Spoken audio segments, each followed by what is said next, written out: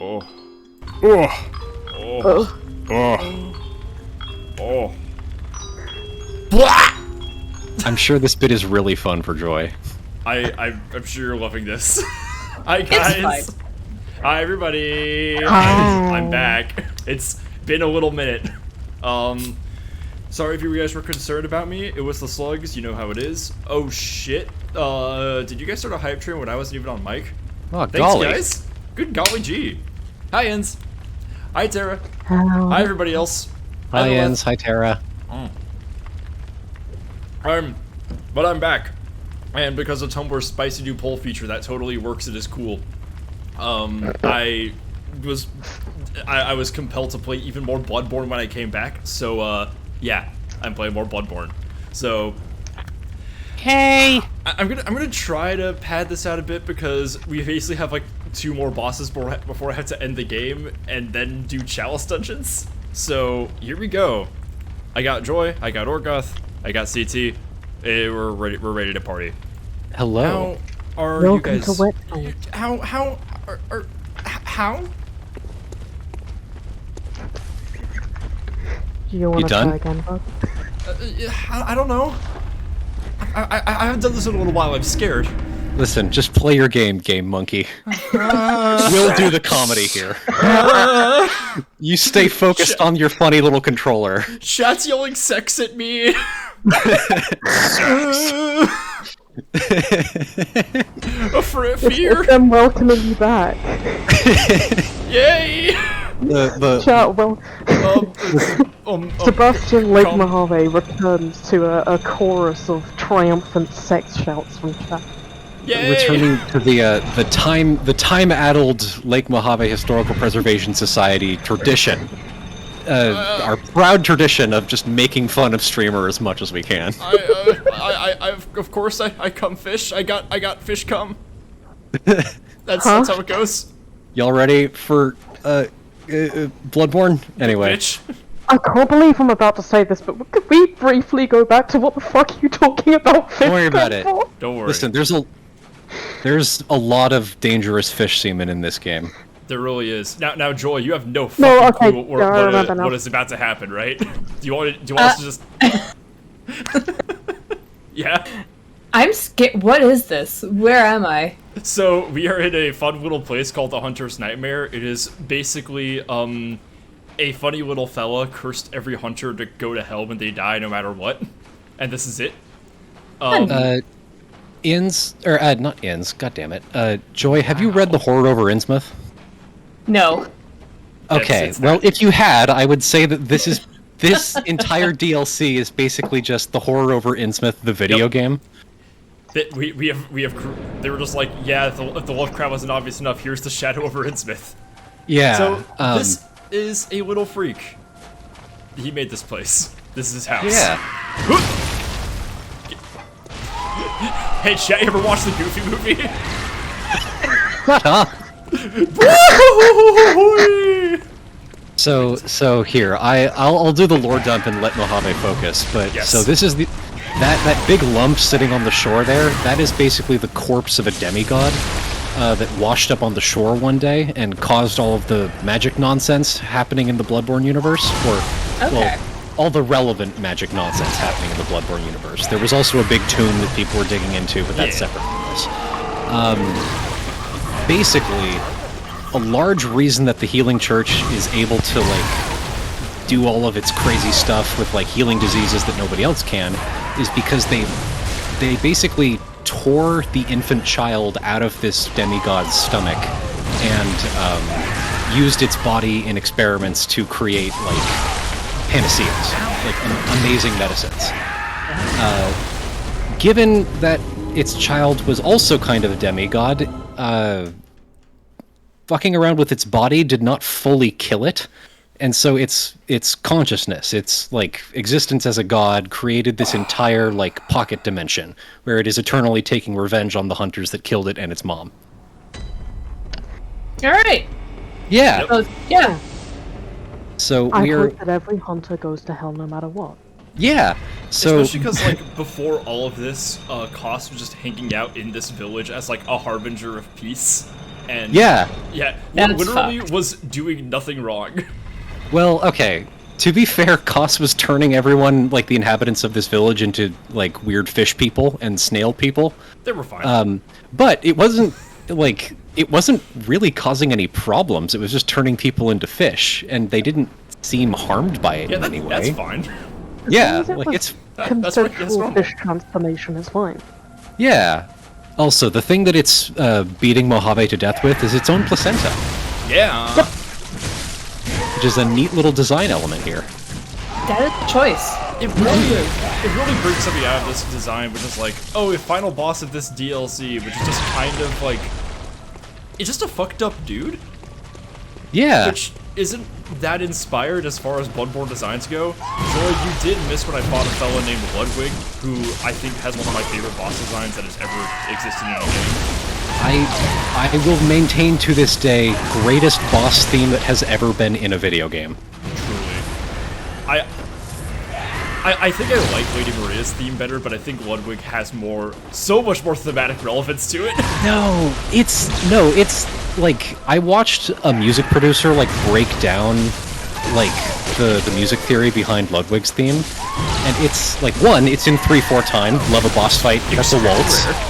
But no, it is the waltz, like it is literally and metaphorically a waltz. It is a waltz between the hunter and Ludwig his own bestial nature. Like, it's one of the most thematically cohesive, like, pieces of music I've ever seen in a video game. It's so fucking good. Great, it's nuts. Ugh. In just having a fun little conversation in chat about whether or not the Sharkmen are sexy. Look, the Sharkmen are sexy, but what they're more useful for is tilling your fields. Why do you say that? You know how many rows of teeth they got and how much they love to slip and slide around? Just like let them loose in your crops. They're like a free combine harvester. Sharkmen, let them loose in your crops.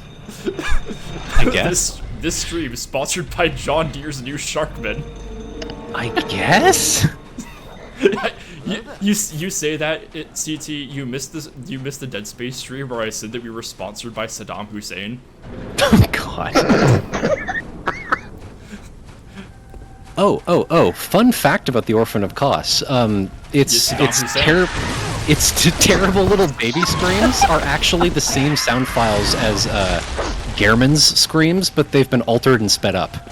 Oh, interesting. So that's part of the theory that that old man is this dude's father, which I'm not sure I'm on board with. I don't like. Okay, if it's not literal, right? Like, Kos just washed up pregnant. I don't think anybody actually had sex with Kos. No. Although that is not an unfair assumption to make in this game, because people having sex with elder gods is like a religious thing in this video game. Yeah. There are multiple immaculate conceptions in this game. That happens. Well, no, they're not immaculate, but God is just like, no, Odin just exists as a cloud of bacteria. Yeah. Don't worry about it. Is that Don't what worry it is? about it. He's just miasma? Yes. No, Odin. Well, Odin is like his physical form, or its physical form, I guess. Because I mean, how can a sentient virus have a gender? But so Odin's physical form in the real world is an infection. That's incredibly cool. Like, I will say though, I think Shingles is a girl. feminine virus. The first ever viral girl boss. Yeah, like if you think about it, Shingles is a very like. She walked so that measles could run, guys. Why are you- forgot her sacrifice. Why are you, as a man, infected with a male disease? Kind of fruity, NGL. I really, you know what? I deserve to Wow. die for that one. Orphan of Kos will command next bit in my ass. Get that shit out of here.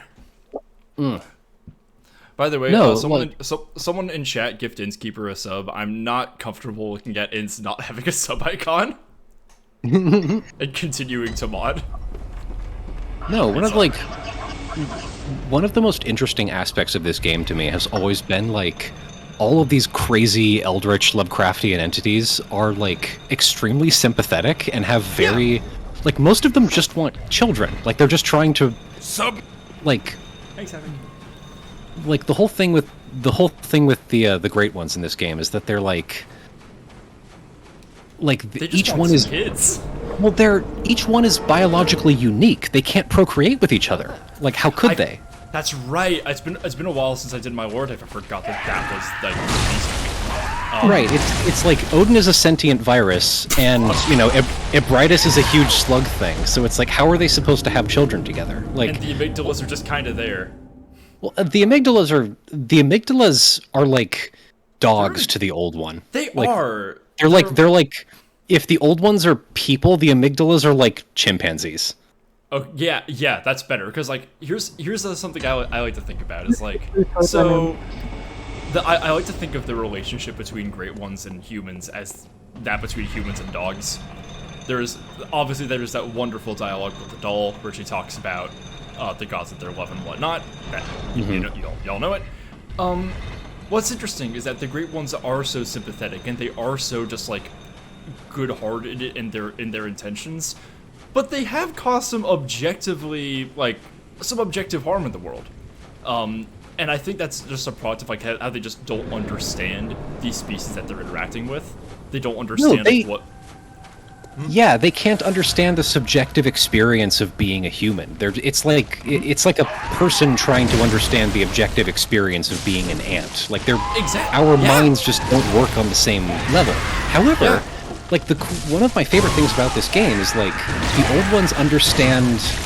The old ones definitely do understand things like losing, like a stillborn, like a stillbirth, or an abortion, or losing a child. Like those are things that they understand and are able to empathize with in a way that is like similar across both species, which makes them fascinatingly interesting to me. It's like they are these completely alien minds, but they can like a few of them at least, can fundamentally understand the sorrow of losing a child and empathize with humanity on that level in a human way. Yeah, the relationship between Flora and Herman that way is super interesting. Flora is really interesting to me because Flora's like, it's the old ones don't just want children. They all, like, they're clearly individuals that have their own motivations. So it's like Flora clearly wants children, but Flora also is clearly extremely antagonistic towards the other old ones. Like, the whole point of this game is predicated off the fact that for some reason Flora really wants to murder the fuck out of the other old ones. She fucking hates them, yeah. It's never really explained why. And nor does it really need to be. Right. Yeah, all you need to know is that you don't need to. All you need to understand is that you don't understand. Right. Attack up. And like that's literally why you're here in this instance right now. Is that the fucking moon presence, Flora, like really wants you to kill this child. Fuck them kids. And it just happens to align with your own motivations, but Flora's just like, no, every dead old Great One is good for me. I wish every Great One goes to hell when they die, no matter what. Literally. It's like, ew, you're a child? Die. I'm sending the Hunter of the Dream after you to kill you. One of the things I'm really interested in is, you know, it's clear that there's multiple other Hunters of the Dream before you. Jorah and Eileen, I think, are as far as I can tell, the only confirmed ones. There's a few that are like implied, like the Crow of Cainhurst. Right. Well, and obviously Gurman. And well, yeah, but I'm talking about a hunter in the waking world who has passed through the dream before. Right. And what's interesting to me is, what do you think Gurman got in exchange for Eileen leaving the dream? Did they ask really nicely? Did they reach a point in their journey where they had fulfilled their service? Jorah is an obvious one. Like, he retired. Like, he walked out. But what was Eileen's deal? Like, how'd she get out? Okay, well, what do you mean? Like, how did she get out, or like, why did she get out? I could imagine why. Like, she probably was compelled to become a hunter of hunters, and that could have left. But like, there is a specific milestone in your journey that is... Fuck me. Never mind. You got a level 10, my friend. Yeah. Also, the orphan is very vulnerable to magic damage. If you have the shell buff, or no, you can't equip it. You don't have enough arcane points. Never mind. I don't know what it is. I'm not an arcane build. I could go buy some bolt paper. Yeah, it's like moderately vulnerable to bolt paper. Yeah. But like, the implication being that Eileen passed through the dream, and there was some point in her journey where Gerben would have offered her to leave. I wonder what that was.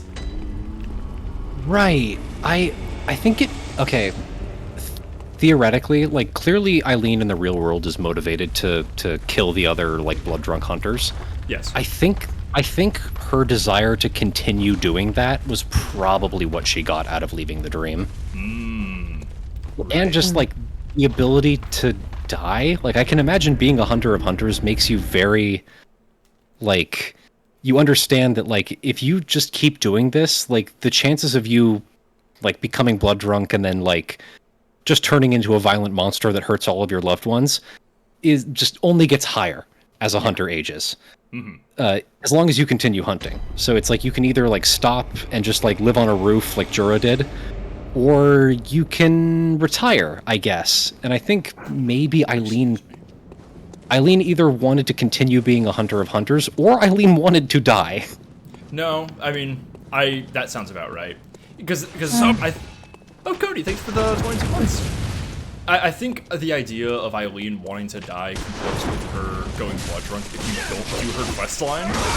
Yeah. If you're not there to, help her out and like give her some kind of companionship, she just has no reason to live anymore. Right. That's fascinating. So this is so Joy, this is like the first area in this like Hunter's Nightmare we're in. It's just a horrible fucked up amalgamation of the real Bjarnam. Remember this from last time. Yeah. I thought you might have seen this. We're gonna go. I'm gonna be playing bowling with the people. Yeah, that's right. Go bowling. Love how dainty. Let me just put 10 tentacle grandpa go through here. Oh yeah, but this is a good time for Gap 1 Watch, actually. Thank you. Mojave, have you gotten my favorite weapon in the game? I have the boom hammer, yes. Yay, boom hammer! Boom hammer's fun! I do like that guy! Yeah, we're cutting pizzas. We're weed whacking, baby. So this boss kind of sucks ass in a few. Objectively is pretty bad. It's literally just the cleric beast but on fire. So it's just a shameless rehash of the first boss you fight. But its theme is the exact same as the cleric beast theme, but with an organ and a male choir. It rules. It's really fucking good. Also, do you know the lore reason why he's on fire, but the other cleric beasts aren't? Oh no, I don't. So Lawrence, obviously being the first vicar, remember where the first healing church was established? In Old Yarnum? The first healing church, isn't that the chapel that the Bloodstarved Beast is hanging out in? Yes, it is. And remember what happened to Old Yarnum? Yeah, it was fucking set ablaze. Yeah, the entire thing was set on fire. And do you know what happened? Do you know how the real Saint Lawrence died in real life? Oh, I don't know about this. The real Saint Lawrence, as in like the one from the Catholic Church, was grilled to death. He was barbecued to death. Huh, they smoked that twink. Yeah, they did. Fascinating. He's the patron saint of comedians because allegedly his last words were to his torturers were, "Turn me over, I'm done on this side." Oh, I think I know that line specifically though. That's great. Which is kind of based. Not gonna lie. This is gonna live rent free in my head when I have to go see my Catholic in-laws. Like, this Right? is gonna be in my head. I love the idea Joy. that like. Go ahead. I like the idea that he became the patron saint of comedians, not because he said some funny shit when he died, but because like he was the patron saint of comedians because his death was some howling clown shit. Everyone was laughing at him. Idiot. Like, oh, look at this fail idiot being barbecued to death. LOL. But if you like that, I've got another one for you. So, Saint Bartholomew, one of the first saints, So he was, he's supposedly the person that converted the first king of Armenia to Christianity, and is therefore kind of the patron saint of Armenia. However, his punishment among the Armenian Guard for like turning their king against their country or whatever was he was flayed alive, like had his skin ripped off, pretty much. And so in his saint iconography, there are statues of him in Italy where he's depicted completely naked but wearing his own skin as a robe. Oh, That's fucking Which is- sick. The most metal thing that a Catholic has ever done. That's fucking baller, yeah.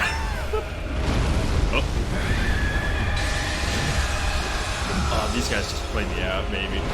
Yeah, Whoop. so that's some Hannibal Lecter shit. it really is. I mean, early Christianity was extremely metal. We will credit where credit is due.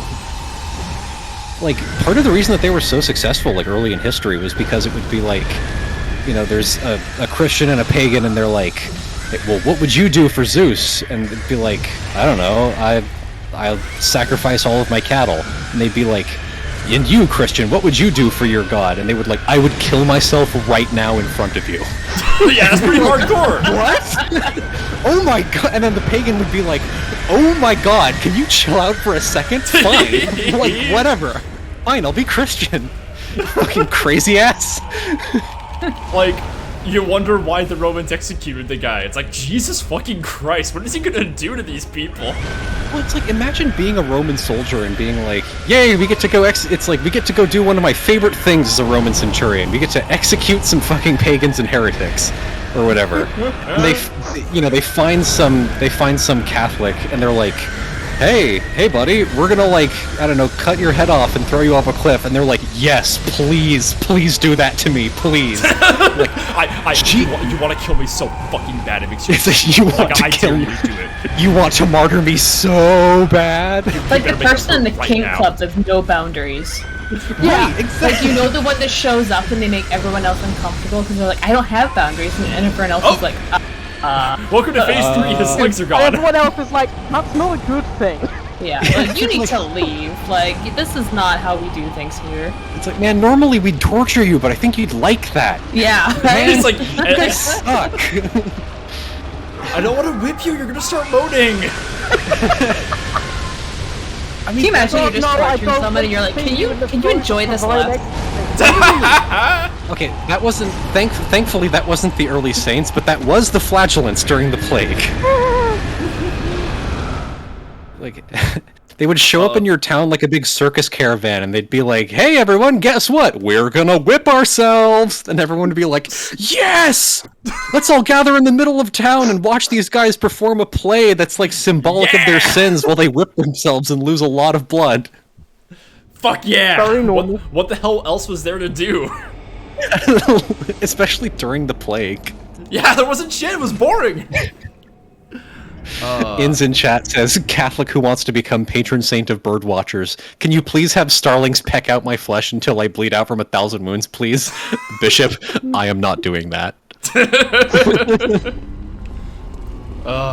And let the soul be damned. Quick other thing.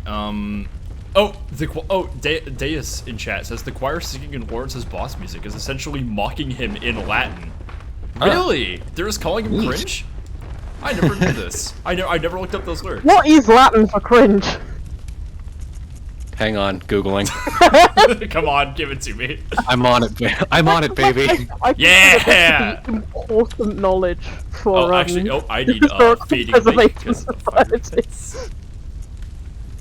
Let's do none of these visceral ones because I'm not gonna get those off of this on this guy. Communion. You should probably get some levels, gonna say. Fine. I'm gonna give him one more try with better runes, but then I'll go fucking. I'm gonna go to school. Alright. I try to do my grinding off screen, but fine. We'll go to college. That's what orc. What? Let's see. In chat, in saying boss theme where an orchestral choir sings and it sounds like some During shit, but they're just chanting the John Green. Okay, it looks like there's actually no Latin translation for cringe. Sad. Understandable, but However, Oh well, there's other languages. however, it seems like the closest thing that it has would be an antonym to favor, to faveo. mm-hmm. As in, like, which is the closest which is the closest the Romans had to based, right? Yeah. right. So it would be like non faveo. That's, I guess that would be the closest approximation of cringe in Latin. Extremely important information, thank you. Oh, I've been asked for hats. Get hat in name ones. Oh, did it? Hey, strike! Hey. Oh, I should have turned off. I should have turned off new scarf. That's bad. I'm wearing the fucking first soul. I can't put a scarf over this, or I will simply pass away. You can drape one over it without actually putting the stuff on. I could do this. I have been killed. As long as you're not additionally covering your neck, that shouldn't actually make it more formal. Hat time. Also, just quickly, everyone else in CoComp, can you guys hear the stream, or is it just my Discord fucking up? I cannot hear the stream. Neither can I. Okay.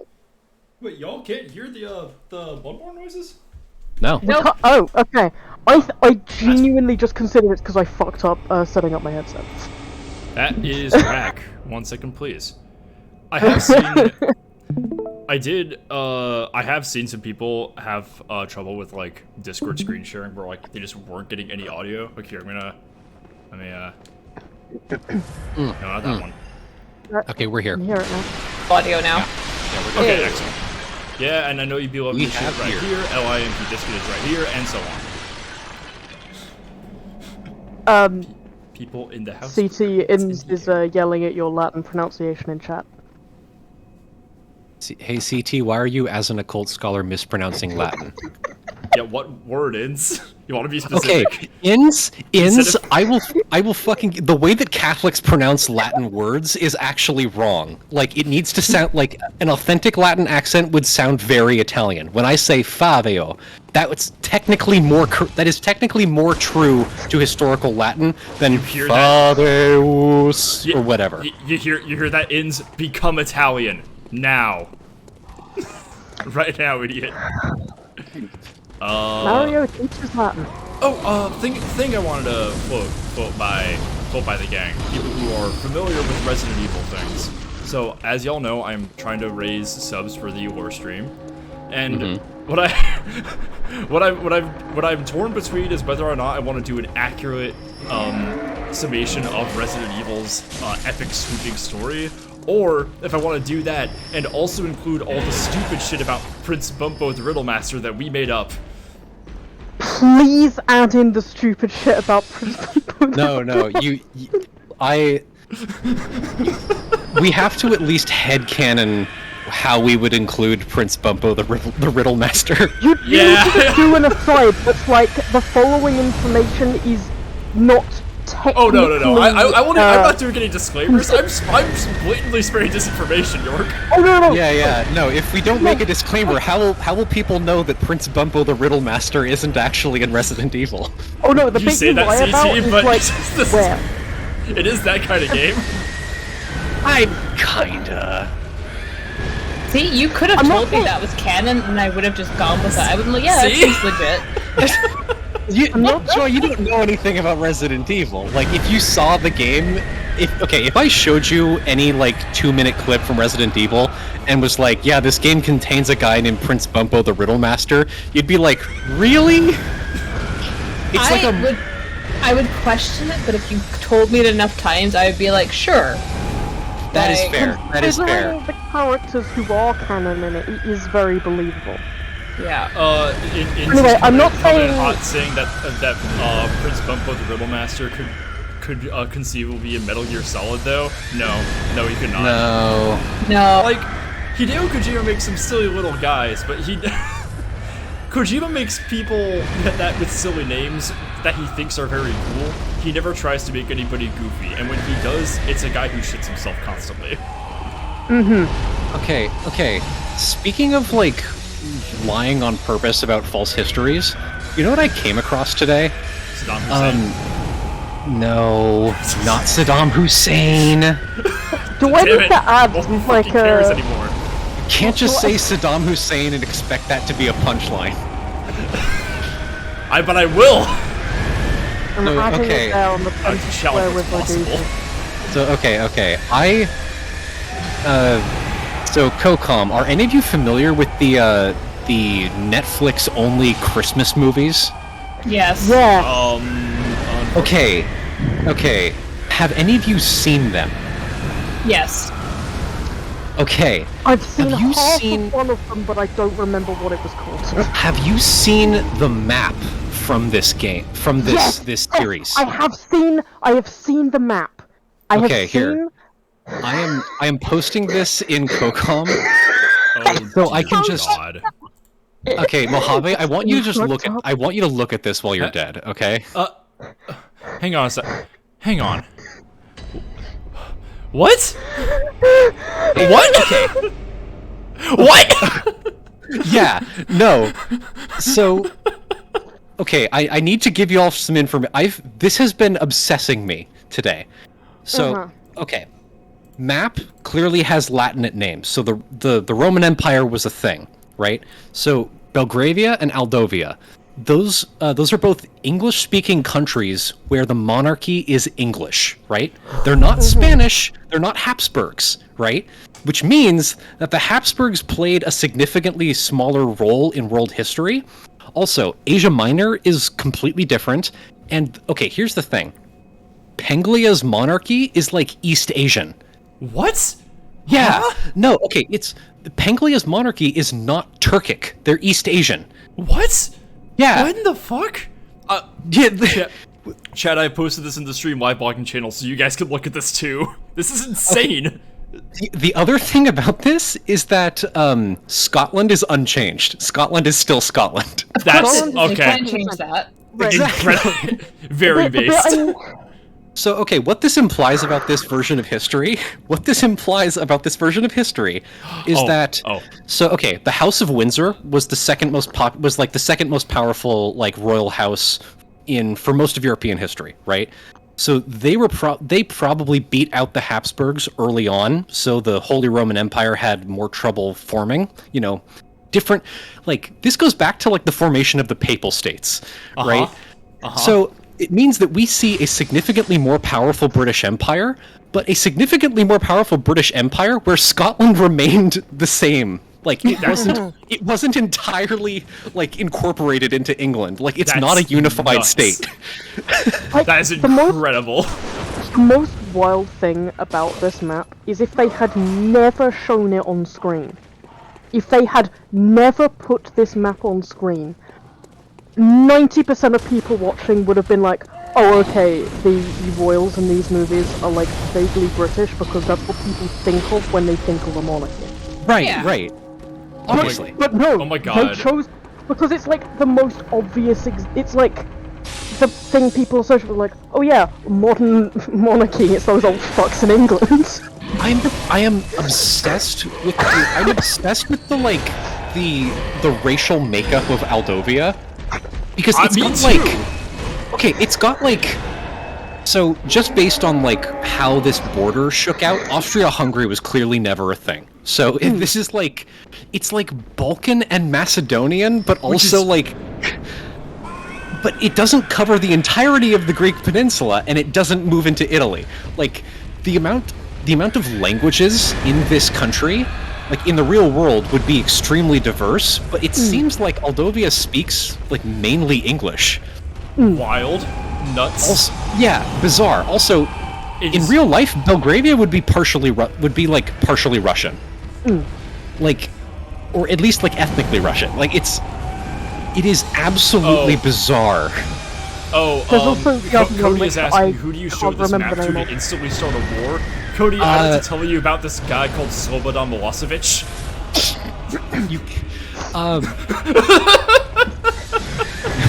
Jamie just says, "Chiptune is the music a mouse sings." By the way, Thanks, Jamie. Appreciate it. thanks, Jamie. Thanks.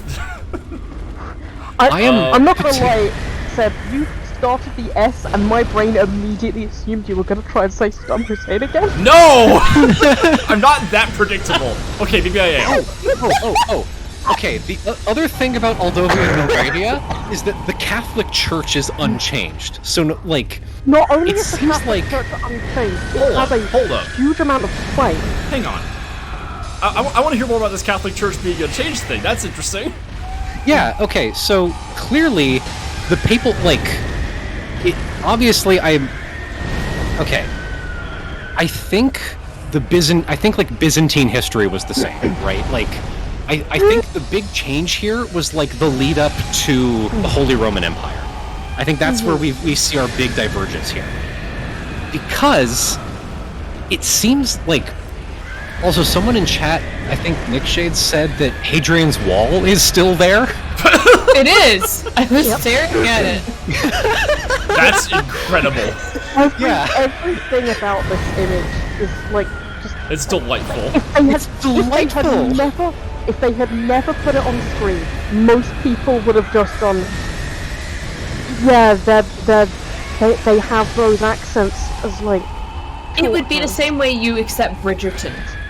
Yeah. Yeah, literally. It would be the same way you just accept Bridgerton, everyone is British or But yeah, I'm currently headcanon the worst reality where this is the same Scotland where A Castle for Christmas exists. No! It is. It literally is. Yeah. That's the version of Scotland that survived. Yeah. No, that's what I'm talking.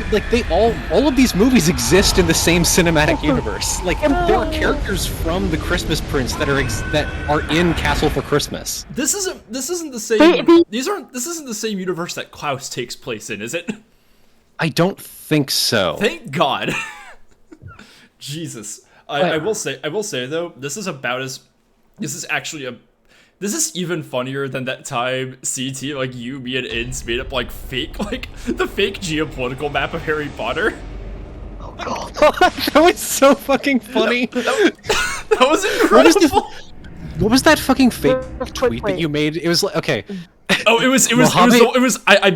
I doctored this fake tweet for this, which I need to recover. So, backstory chat.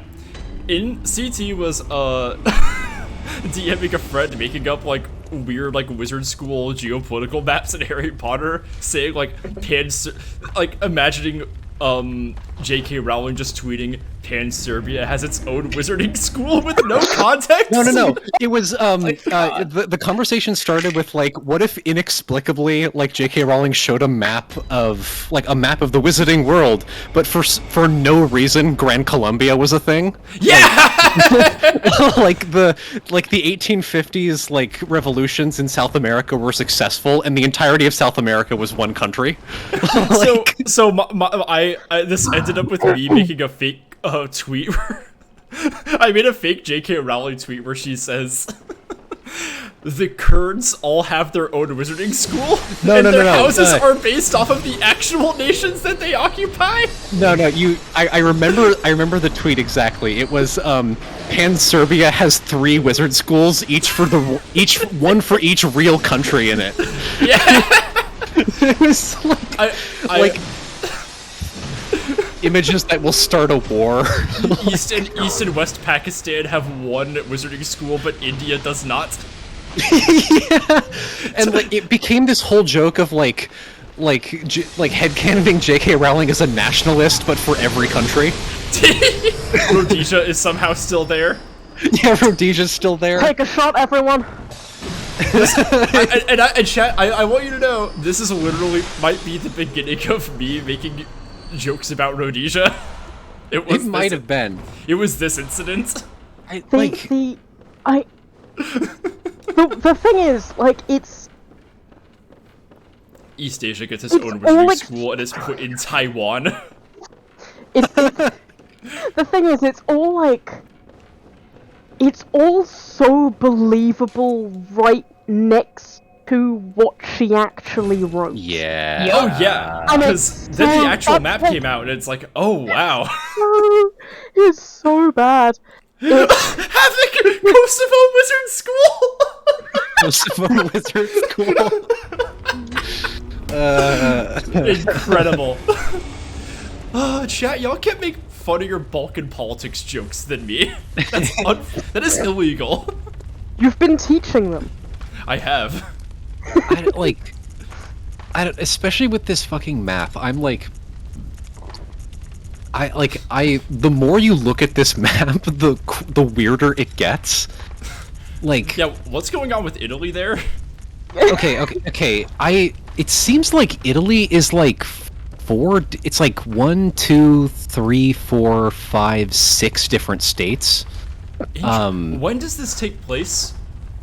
Like This modern takes day. place Modern day, but That's I nuts. think- Hello. I think this map specifically is supposed to be outdated in canon, like it's old. But I might be misremembering the context in the movie of this map being old. I'm trying to pinpoint exactly where the borders of Penglia is, because that is Penglia, the is other the most Penglia is the most fascinating thing to me. Like, it seems like it's right above. Like, I can't. Okay, I think. Yeah. Okay. More subtle, we are no longer talking about We're talking about the Christmas map. Jowling not Rowling, we're talking about not the Jolkin Colton Rowling map. Yeah. We have gone back to talking about the alternate history, So alternate universe history of the Netflix Christmas movie cinematic universe. So, alright. Belgravia seems to include parts of Belarus and Ukraine. Then Penglia, the East Asian one, is southern Ukraine. Like, it's north of Turkey, but it's not quite into Romania, because like Hungary, Slovakia, the Czech Republic, down to Croatia, like that's all Aldovia. Oh, yeah, well, no. Let me look at Aldovia real fast. Aldovia seems to go a little bit into it covers a good chunk of Bosnia and Serbia also. Yeah. But it seems to end at like Albania? Like, it seems to end at Greece. Like, I think Greece is still a thing, but it also includes Albania and Macedonia. But then, like, Bulgaria and Romania? Well, no. Hang on. Why is this so weird? I'm trying to figure out what's going on with Greece, too, because Attica seems to be its own, like, designated principality, which is nuts. Right. Yeah, and it's like, okay, that would never happen. Like, especially Absolutely not. Yeah. I want to talk to the people who made this map. I want to know where this prop is. I want this prop. Like, this physical map. I want to hang it in my house. Like, I'm obsessed with this shit. I would love. You hang it in your house, never acknowledge it. My annoying Like, at a ass would distance. really love if this map was the exact same as it is now, but Zanzibar land is on the map. Oh, Let's good see. God. Okay. Yeah, it's like, okay, Italia is just a province but then it's like Italia is Italy, but then Gallica, like northern Iberia, is like a separate principality. Like, why? That has to be insane. That has to be like weird papal state shit. Like the changes to this timeline go back to like the 10th century. That's fucking bonkers. Okay, and if Hey, there's no Walter, thanks for a year. Holy shit. Okay, and if there's no Habsburgs, that means no Marie Antoinette, which means no French Revolution.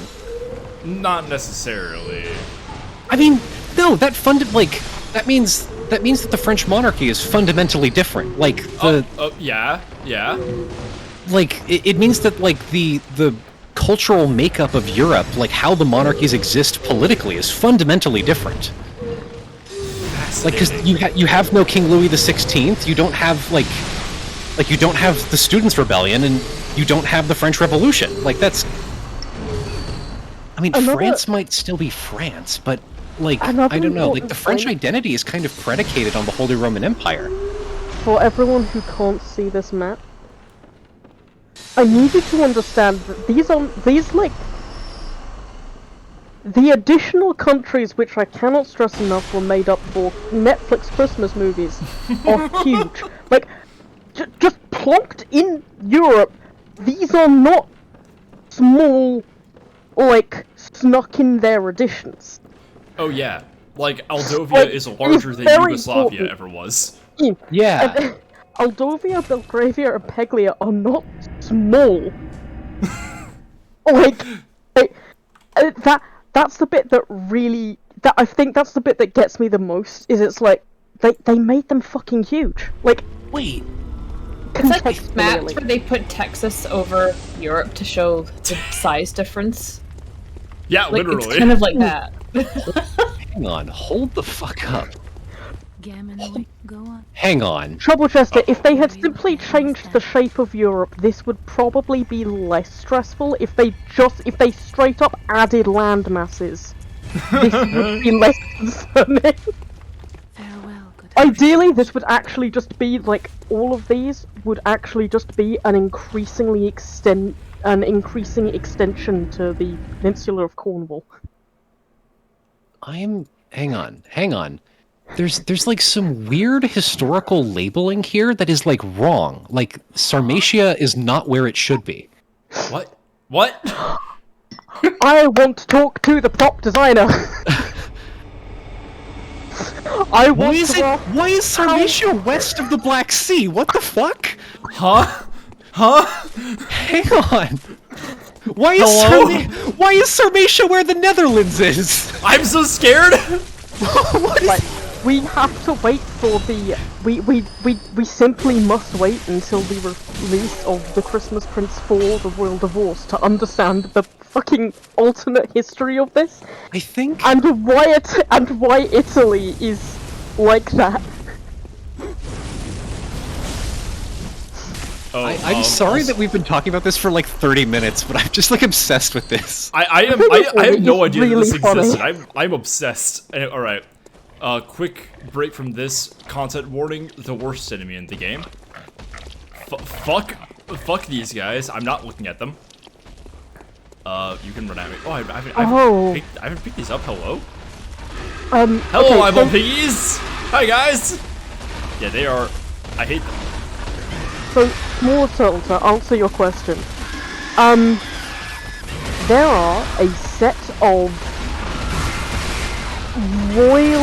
royalty-themed Netflix Christmas movies that share a very weird, loose canon, and in one of the more recent ones, they dropped a map that includes the 3 distinct fake countries made up for the Netflix Christmas movies about marrying a fake prince and swapping Jesus with a fuck. princess who spontaneously looks exactly like someone else, don't worry about it. And the map raises a lot of questions that would never have been asked if the audiences had rightfully just been left to assume, oh okay, the monarchs have, like, British accents as shorthand. Wait, no. I'm mislabeling this. No. Penglia is not in Ukraine. It's... Hang on. Isn't it in Czechoslovakia? Would it be? No, Penglia is in Georgia. What? Yeah, no. Huh? Penglia is like Georgia, part of Turkey, and like part of southern Russia. Okay, We for the are- It benefit almost of touches people in chat, Belgravia. I'm It's like in the posting them- Donbass. Okay, look, someone got late. You got to before me. I was about to post it in a Streamlive blog. I did. Don't worry. Don't worry. Anyone in the I have Discord to, I have can to, go I have to- to do something with this map. I have to do something with this. Like, I I am going to extrapolate more from this. I need to like plot the timeline that made this. Hang on, because Georgia's an ancient country. Like, if there's no Georgia, that's like that puts the changes to this timeline extremely far back in history. I'm opening some Sour Patch watermelons because I need a tasty. Oh, I love those. Yeah, they made Sour Patch Peaches. Dion's not here, so I can talk about him. They're Yay. fucking yummy. Oh, I need you guys to know. When I went to an antique store and got this fur stole for like $40, and Gammon away. the night that I Go on. did, I went back to my house with Ileana, and like we both got like super high, and I like leaned over my couch with my shirt super unbuttoned while she fed me Sour Patch watermelons, and I need you all to know I felt like God. Yeah. I've never known decadence like that. Hey, so we've just had a suggestion put in chat. Mouse Yeah. Cartoon, have you considered that this could be like a more recent hostile takeover? No. I don't know no, if that's not better possible. or worse. No, I know the lore. The countries, these 3 countries go back at least 400 years because they What mention in the fuck? I thought they mention a peace treaty at one point. They go back to Yeah. at least the late 1700s. Okay, I know about the peace treaty. I thought the peace treaty was more recent. It's like okay, so in the movie they say that like it was signed a long time ago, but that the heads of state of both countries meet every 100 years to like Okay. symbolically reenact it, and it's implied that it's happened 3 or 4 times. Okay, hold it, I wanna now watch these movies with some combination of people present right now, so we can I figure out currently this am. so we can figure out this historical Hold on, let's see timeline if and I then can present find it to them. everybody. I think that would be fun. So okay, Georgia was founded in the 4th century, but it hasn't always been Georgia. Georgia's been like conquered a bunch of times, but it's never stayed conquered. That's one of my favorite things about Georgia. But Yeah, that's awesome. I don't know, like this version of the Abkhaz region is really like, I don't know, the territory that they're taking crosses 2 mountain ranges. Like this is bizarre. Okay, actually, but then how do you account for the fact that they're East Asian? Yeah, that's nuts. Hang on, hold the fuck up. I can very easily acquire all of these movies for you, Seb. I know they're all on Netflix. I know how to. I assume watching them is very easy. I really Not want to know what's going on necessarily in streaming them Afghanistan to in this people. world. Like, hang on. Possibly. If the British Empire like still existed or like still like powerful, they'd still conquered Afghanistan, right? Or quote unquote conquered Afghanistan. Potentially. It seems like the English's rise to power in this universe was actually earlier, like around like the War of the Roses period. Like it seems okay. Actually, you know what it is? It seems like in this version of history, the House of Windsor was successful in repelling the Ottoman Empire. Wow. What in the fuck? Hello? The questions this opens are so... I'm so scared. No, okay. I've been Googling it. You know what the only thing that explains Panglia being East Asian is? What? The post-fragmentation the Mongol Empire Yeah, stayed goddammit. for several more generations. Like the Great Horde, yeah, it's like the Great Horde had to exist after the death of Batu Khan. Incredible. guess. The last piece of I feel so much better about my world building right now.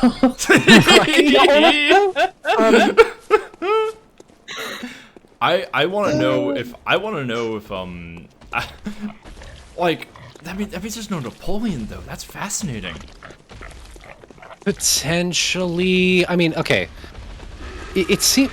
Well, okay, actually, Napoleon. Oh god, I hate that. Like, okay, Napoleon was. What was he? He was Sicilian. Like, Yeah. No, it was Corsican. Corsican, yeah, that was the one.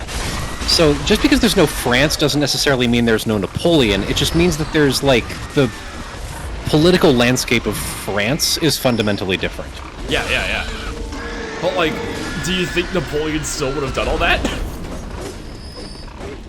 Okay, actually, you know what? If you want to keep Napoleon the same, that would explain the existence of France.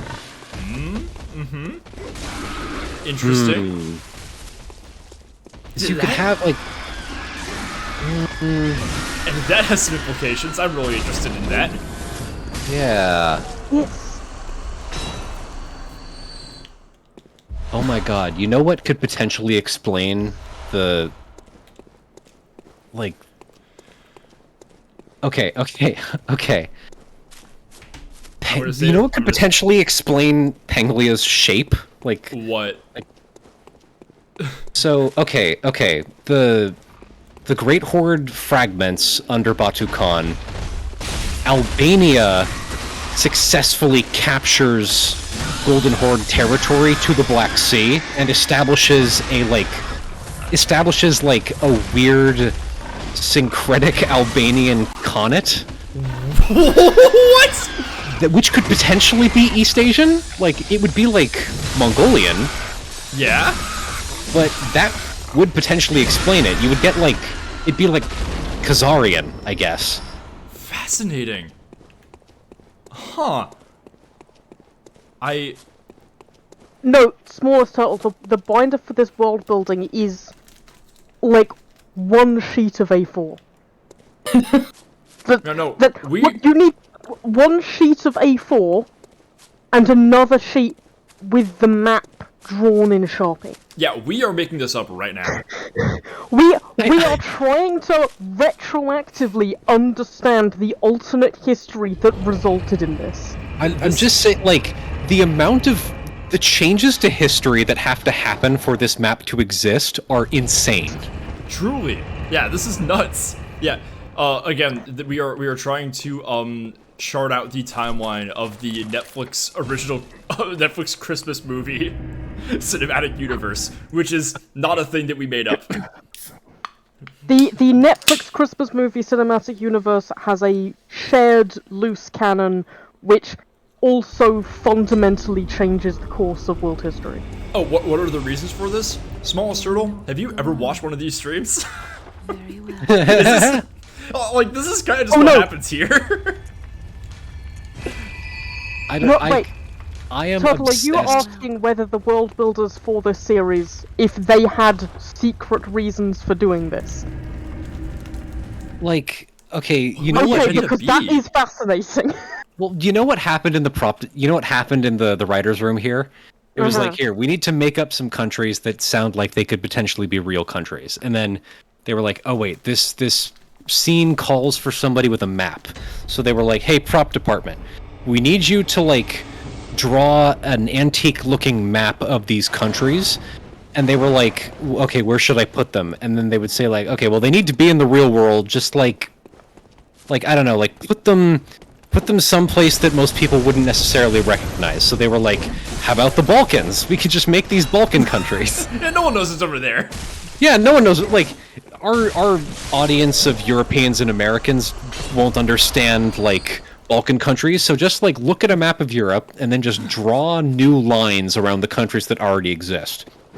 And so you got like Take this map prop of designer Europe. was like, all right, we'll start at Slovenia and we'll head down to Albania and we'll circle Bulgaria and then we'll just kind of wiggle our way up kind of halfway through Romania and Hungary. Let's go over to the other side of Asia Minor. Let's just like Black Sea. Let's just draw something here. Bam, There we done. go. Here, take That's this what map happened. of Europe, draw the fake countries over all the countries you don't recognize the names of.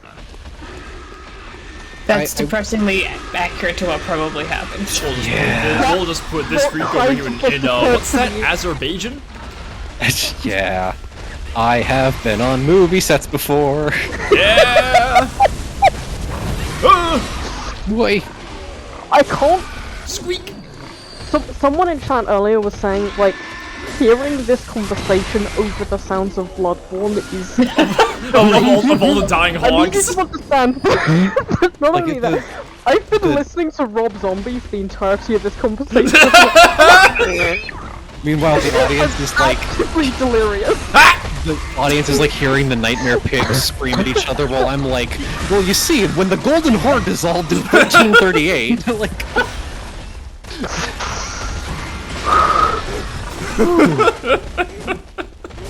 I don't know. It's like I look at shit like this and it just compels me to figure out what's happening. Like I don't even necessarily consider this bad world building. I consider this deeply compelling world building, but on accident. Like, that's what's so fun about. Okay, my favorite part of Metal Gear Solid, the Metal Gear Solid timeline, is that period right between the Metal Gear games and Metal Gear Solid 5, right in the break between historical fiction and speculative fiction, and all of the different like retcons that were put in after that that are like, yeah, actually Zanzibar land is not in Africa, it's in what is now Tajikistan. Right. We just made up this country in the Eastern Bloc, and my favorite fucking thing is like, I think after Metal Gear Peace Walker is when we exit like possible deniability of is this its own distinct timeline. Like that's when it's definitely like Big Boss is in the news. He himself is a nuclear power. And Right. One of my favorite things from that is the U.S. Secretary of Defense in 1975 denied any connection with Big Boss's mercenary company when it was destroyed. You want to know who that Secretary of Defense was? Oh my god. Donald Rumsfeld! Of course it was.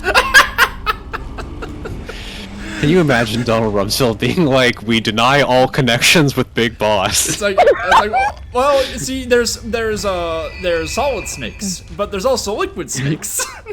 Yeah. But if there's something in between, we have to call those solid a snake. Joy, I would explain this joke to you, but it would take 90 minutes. It would be. I'm aware of the solid snakes. I'm aware of those. So Solid Snapes. snakes. Ugh. But also, yeah, snakes if you want to. Yeah. What else is interesting is there's a little period where the evil shadow government that controls society, the Patriots, does a nice little transition into automation. Yeah, they cut out the middleman by putting in a bunch of AIs, and those AIs go on to procedurally select every U.S. president like after their institution, and I'm like, it is never stated when this takes place, and because of like the timing of like when these AIs would have been developed, when the founder of the Patriots would have succumbed to his Alzheimer's, it is likely that the first ever like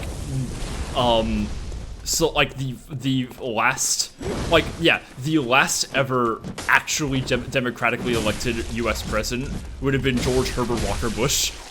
Delightful. So the first ever shadow government president was in fact Bill Clinton. So okay, what do you think the effect of the Patriots had on the American Ministry of Magic? I just had a stroke. I'm fucking with you. Don't make me answer that. I am make me want to go home. I am obsessed with J.K. Rowling's world building because if you take it even slightly seriously, you very quickly hit your entire face on, hey, how many wizards do you think were in the KKK? Yeah. The answer is a non-zero amount, and if she ever had to think about it, she would autopilot say at least 15. Okay, I actually did the math, it's at least 5. Yeah, that sounds right. Just like demographic data, like for America at the time of like the height of the KKK, statistically speaking, there should be at least 5. Oh, we're talking the second. We're talking the second KKK, not the original. Yeah. Well, either like, yes, the second KKK. Yes. I would think that the original KKK would have been all wizards. Oh God, no. The problem is, you're applying actual statistics to it. Oh yeah, those don't exist for those don't exist to Joanne. Favorite thing about she doesn't. does not understand how large America is. It's so funny. One of the most frustrating things with every like ounce of her fucking mind-numbing world building that seeps its way into my knowledge is it all ties back to the fucking mythology of how she wrote the series. Right. Because I grew up when the series was coming out and heard at every turn about how poor Joanne Rowling was just a poor single mother on her way home from work one day when on the train suddenly this whole world and story hit her and every moment of it, and she knew she had to start writing right away. And she has to maintain that, so she can't Apologizing. actively plan any of it. She has to have an answer the moment she has a question. That Which is the why devil there's so talking. much. Literally, yeah. Like Bullshit. that is some I consulted the Akashic Records ass shit. Like it's the mythology of how she wrote the series is the problem. It's why She so many of mythologized these- herself so much. exactly. Yeah, literally, yeah. Exactly. Which is Like, there's why she in can't Edinburgh- take any, yeah. any criticism on it.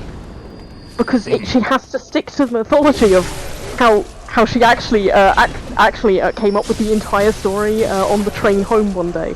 Right. It and sprang it was into all her head exactly as it fully was. formed like Athena. Yeah. Yeah, like it's and it's why it's why it became that joke of like asking her something on Twitter and just getting like the absolute most insane response. It's a shit like, oh yeah, Nagini was always secretly an Asian woman. Oh yeah, my favorite one by far is wizards don't use the bathroom. They I was just thinking that. Yeah, I was just thinking Just about a that. real thing that she actually said. She's just like, yeah. What if wizards constantly shat themselves? That's good world building. I will Remove 'em, this. me poop 'em. I just, what do you think was happening into her body when that happened? Like, do you think her eyes like blacked out and she just like? No, I think she panicked. Oh shit, I haven't It's said the only anything about the explanation. world. She was Hold on scared. a hot minute. Exactly. J.K. Rowling was scared and realised she had to say something interesting about Harry Potter. And then just kind What of, have I not talked about? Poop. oh shit, did wizards invent plumbing? Actually they have never had any need to, they just magicked it away anytime they needed to use the bathroom. Haha! Much more Writing. sophisticated than the muggles. Which is insane because at that point in the series, the first book had like existed, and there were several important scenes that happened in bathrooms. Yeah, there's literally toilets. It's I mean, one of the whole plots revolves around using a bathroom. Yeah, in it? the second book. I Not think even that far in. I think there's like a bathroom troll in like the first book. Yes, Yeah. there is. Havoc Darling in chat pointing out the incredibly fast response on Twitter when someone asked if there were Jewish wizards, and she just named Oh, the God. first vaguely Jewish name she could think of. Anthony what she assumes is Goldstein. what she So yeah, cartoon chat. If in her head. let's play this game a little bit. If J.K. Rowling was naming a wizard off of a character of your ethnicity. God. Yeah. So if you're Irish, you're IRA McCarbomb. I don't want Which to is think like- about what she'd name her grandmother.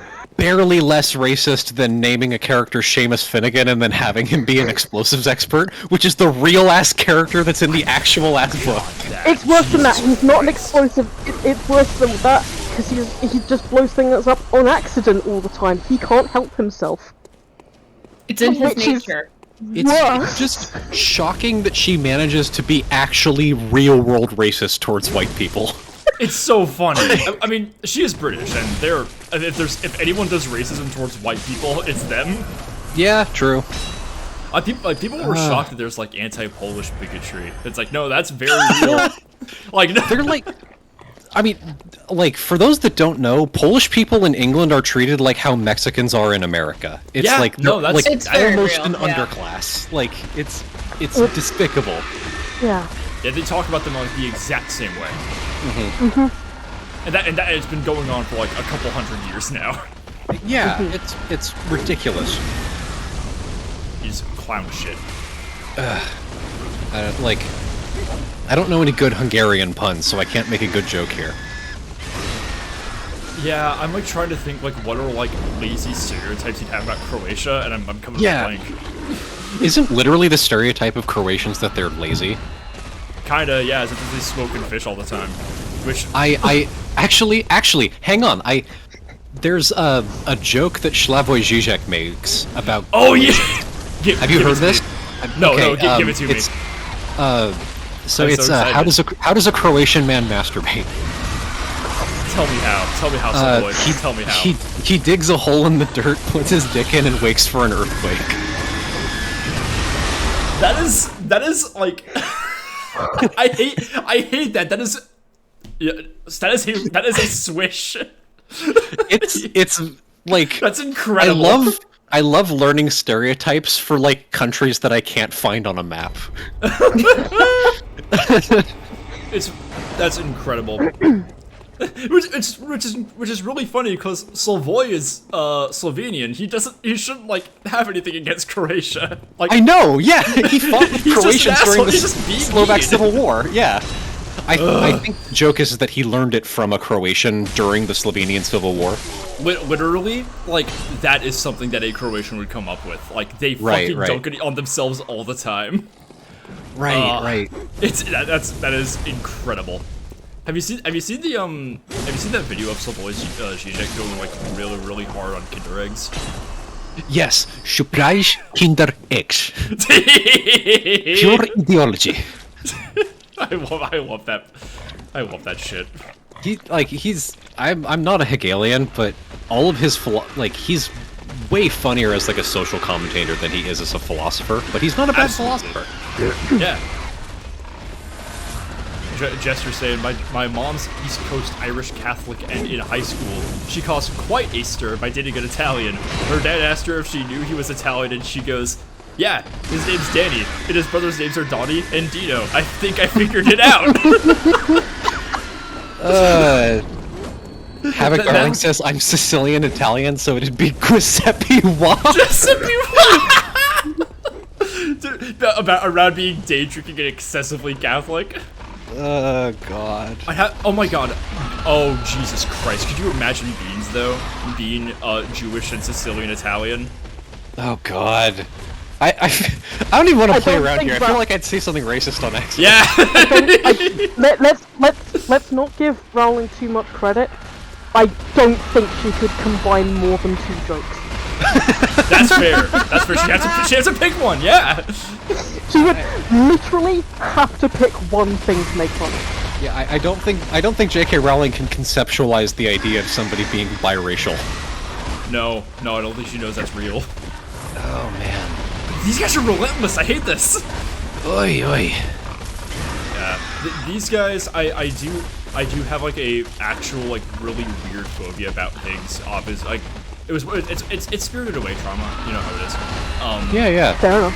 Yeah, and I thought I was doing okay with it, and then I saw this game, and I was like, oh, I hate that. These are some pretty fucked up pigs, I will say. They're the worst. I do not like them. They make me feel bad things. Ugh. I believe in you, Cody says, I think if she tried to like make a joke about a biracial person, she'd just mess up and say something anti-Polish. Yeah. It's weird. Even her American characters are like very English sounding. Like they don't talk or act like Americans at all. Of course not. She doesn't know what America is. Well, it's one of these. Because she doesn't let anyone edit her work. Yeah. Yeah. Again, it's that mythology that it all sprung to her. The God Emperor of the HP franchise. She had a clause after book 4, I think it was, that no one was allowed to edit anymore. It's Which obvious. is then the point that the book started getting obscenely long, and was the point at which parents had to force their kids to finish them. Yep. I think. Well, that was my experience. It's just. Oh yeah, they did get fucking really long-winded after that point, didn't they? No, it started getting long at the 4th book. The difference in length between the 3rd and the 4th book is hysterical, and then the 5th book is just... God, it never fucking stops! It's ridiculous. How many pages can you spend on... Oh, there's a 15-year-old who's sad because no one's invented wizard therapy. Who are they gonna take to the dance? You said that exactly the same way that that Phil's voice actor says the games in Kingdom Hearts 1. You gotta get ready for the game. The games.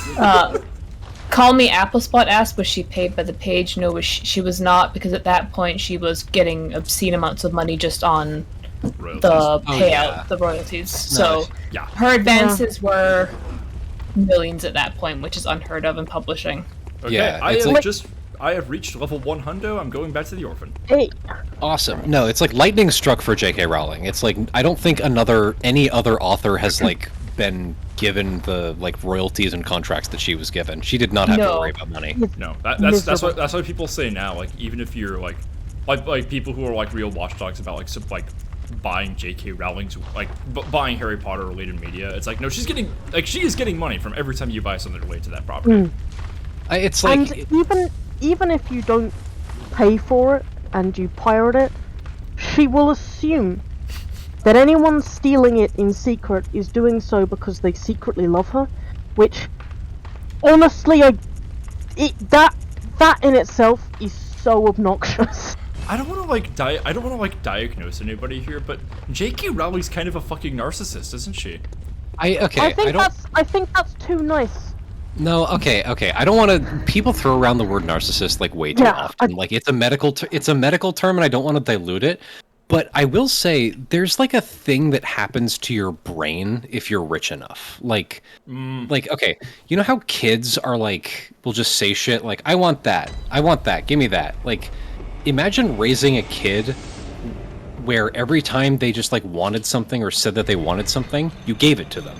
Yeah. Like that's what being rich does to your brain. It's like you don't want anything anymore. Like nothing means anything to you anymore. It causes like this really distinct like not to dox myself or anything, but it's like I have a lot of friends that are like just because of like where I live and who I'm friends with, it's like I know a lot of like the children of famous actors and like very rich people.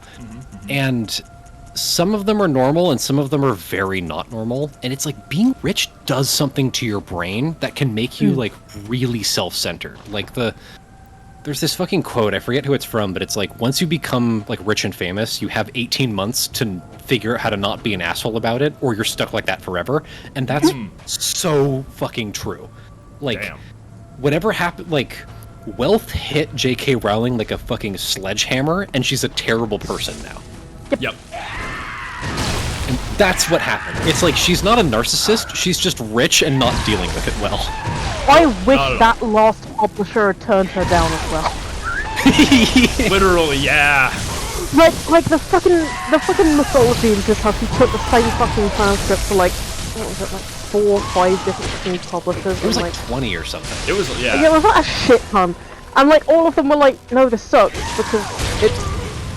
And I'm thinking about this, because like the person who did decide to publish J.K. Rowling recognized how marketable it was, and like a whole lot of it has to do with like how I think the house system plays a lot into that, where it's just like, oh yeah, there's this convenient little like form of categorization to like involve the reader in and like get them like curious, like wait, what would I? Because like that feeds into so much shit. That feeds into fucking Avatar: The Last Airbender and shit like that.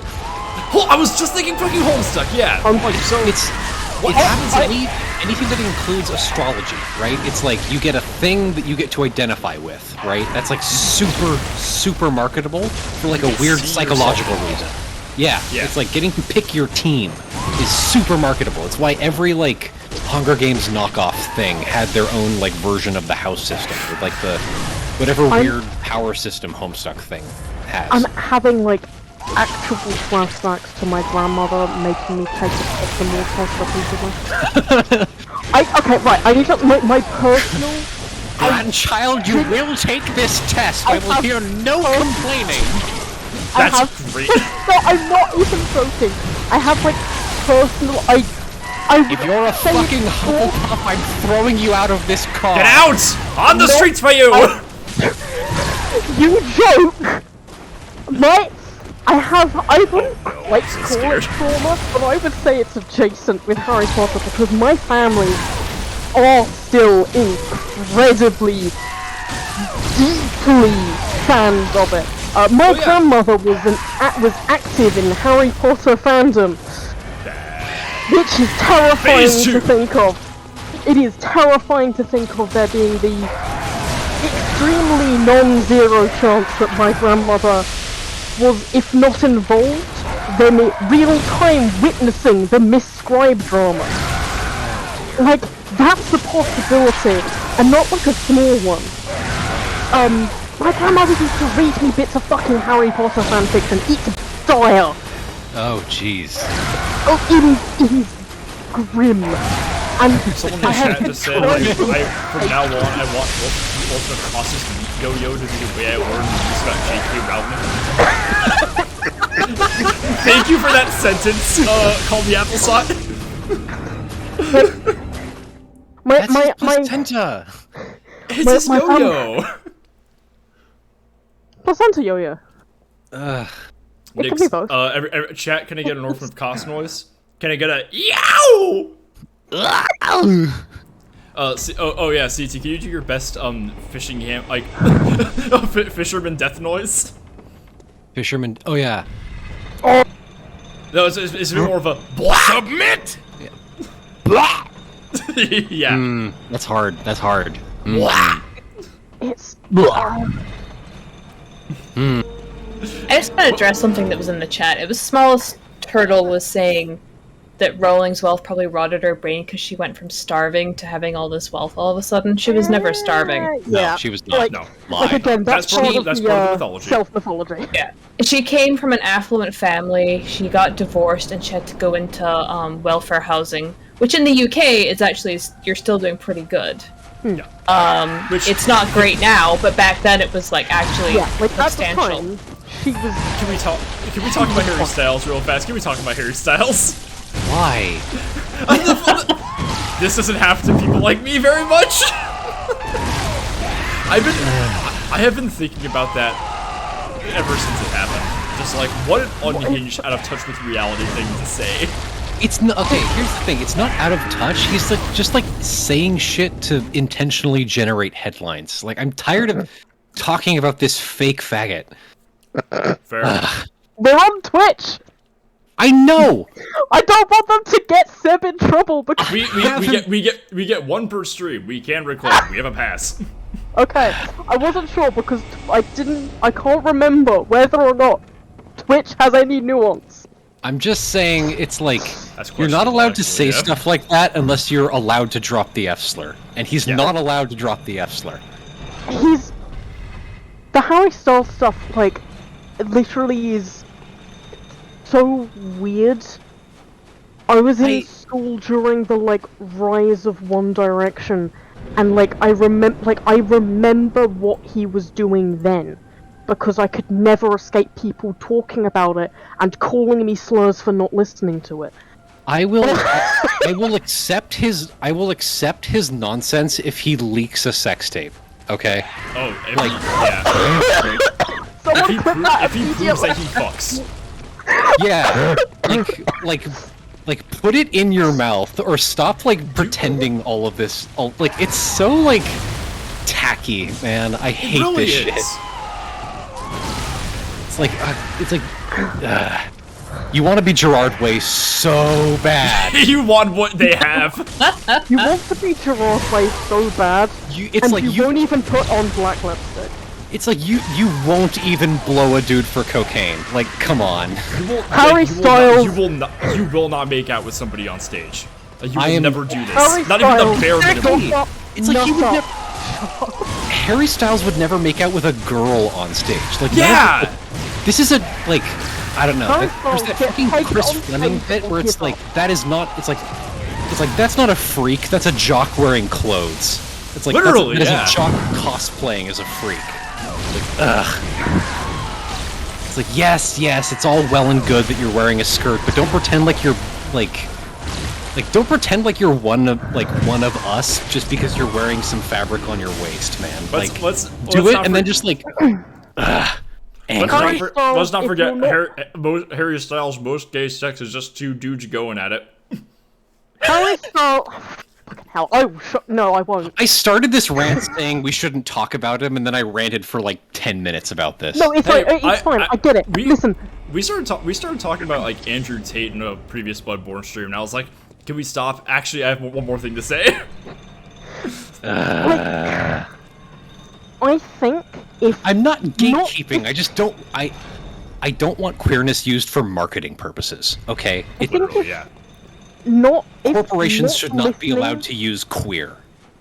If not listening to your music in school was labeled as like reasons to target and out me, you don't get to like make a big deal about like look how like cool and progressive I am. Oh my god, now, I'm so guys." progressive for doing my this God, thing that would have gotten me yeah. bullied like 2 years ago. Like, But the only to an extent there was an extremely weird culture around people like shipping him with his bandmates.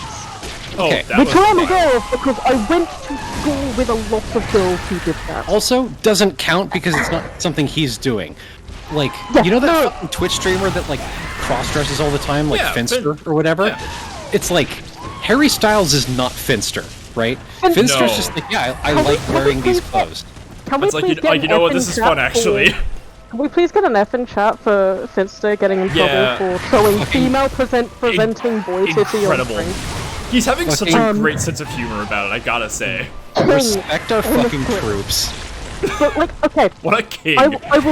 I would be willing to give Harry Styles more leeway because of he spent a lot of his like earlier career having a pretend relationship with his bandmates, like He didn't, though. Really? Like, he, Yeah, no. he literally didn't. That was just like imagined by his fans. no, Like, it's, he- no. Can I finish what I was saying? It's like I would understand wanting to be more cagey about your identity after fans doing that to you. However, he then went on to say weird shit about gay sex and insinuate he's above it, which is where I lost any and all Guys sympathy going at on it. the. Which is the point at which I lost any and all sympathy for like, okay, this guy spent a lot of time having people like pretend he was it, like treat him like a fictional person, and I can understand wanting to be more private about certain things after that. This, But this, then this he stream is just went ahead and said deranged shit about, oh, gay sex in media is normally just two dudes going at it. Where? yeah, show me the gay sex in Yeah, media. where even is it? This is great. This is just the Mojave and Friends dunk on British cultural product stream. This rules. Good. Hey, we need to get off of this hairy shit. We do. Speaking Doesn't of, deserve any I more will attention. say, You know who will? have You know who will remembered- get us off this shit? Is it the products and services that support this stream? That's right, guys. We did get an ad time request a little while ago, so I have to tell you guys about a friend of mine, Saddam Hussein. That's the sound of me getting killed, dragged off The stage. terrorist Wait, got Mojave. Lower's sniper. And Press 4 in chat if you want to add Mojave to the Victims of Communism Memorial. Where? What communists? I don't know. of, it was me. I put the. You didn't hear me say I was lowering the sniper. Ah, I see. Uh, Wow, guys. I did remember one bit, one piece of media that does come to mind, where gay sex is just two guys going at it. I remembered one, that's not technically a porno, Go on. and I don't know if it counts because Go it's on. True Blood. Yeah. There is a. It's not something I was expecting. Is it homophobic gay sex? No. Well, Okay. I don't know how you define that. There is more than one instance of it in one season. Listen, you're just edging us at this point. Just say the name. I said the name. I Blood. said the show was True Blood. Oh, I did not hear you. Oh, My got him! apologies. Got him! Yeah! Get him! Get him! Get him! Yes! A couple months ago, I was staying at a friend's house, and she just like was binge rewatching it, and I was there while she was watching like the second season of it, and I was like mentally checked out until I looked up, and oh, those two vampire men are fucking because one of them is using it as a ploy to assassinate the other. What? Did that happen, or are you just like over exaggerating a thing? I am not over-exaggerating it. I can try and track down the scene. Hang on. Okay, It I'm googling this, and if it's not true, then I'm It's making fun of you you on wanna stream look in front you of wanna look all up the 100 people that are watching. Ha. I would not make this up. This is burned into my fucking memory. The character who's doing the assassinating is Eric Northman because he used to be a Viking when he was alive. I That's not remember a that real just n- that that's- triggered something in my It's brain. not That's his real. real name because All right, he's all right, the okay. of the show True Blood. All right, I googled it. Okay, I'm gonna ask you some questions about this. So, what season is it? It's season 2. Yeah, because see, I think I'm 90% sure it was season 2. Look, this was in October. I was in the same room as my friend binge watching this, and then looked up to see 2 vampire men fucking, and one of them goes turn over and then pulls out a steak while the other's not looking. Okay, the only result that I'm getting is from season 7, but that sounds like it's real. Yeah, sounds pretty real. It seems like at least for True Blood there is a statistically significant amount of gay sex in this. So I will give you a pass. Statistically verifiable gay sex. I do gotta say, I love I love the sheer amount of vampire media that is just not good. Yeah, You gotta have the campy shit. Like I don't know. know. I love myself some good campy vampires. All right. I will say, I originally never gave True Blood a chance because no one sold me on it in the ways that would actually sell me on it. People were just vaguely like, oh, you're like goth, you should watch this show, it's got vampires in it. And I look at it and it's like, oh, it's another vampire love triangle with a human girl, I don't care. That's like No saying one like ever- Vampire Diaries because you're goth. And Yeah. it's the creepiest shit on That's the more planet. cringe. I do. Now, Orc, have you seen the movie Near Dark? The one with No. Oh, that is a vampire movie that you would enjoy actually, because that's one of those. Yeah, Billy Paxton's in it. It's in like the 80s. It's like vampires in like Texas or something. They like live in a trailer. Yeah, so the bit no one ever bothered to sell me on about True Blood is it's like Louisianan vampire drama, and it's fucking deranged. Like, technically it's about this one love triangle, but like, the surrounding plot to that one love triangle is actually worth sticking around through. Oh, so do any of you guys touched Vampire the Masquerade?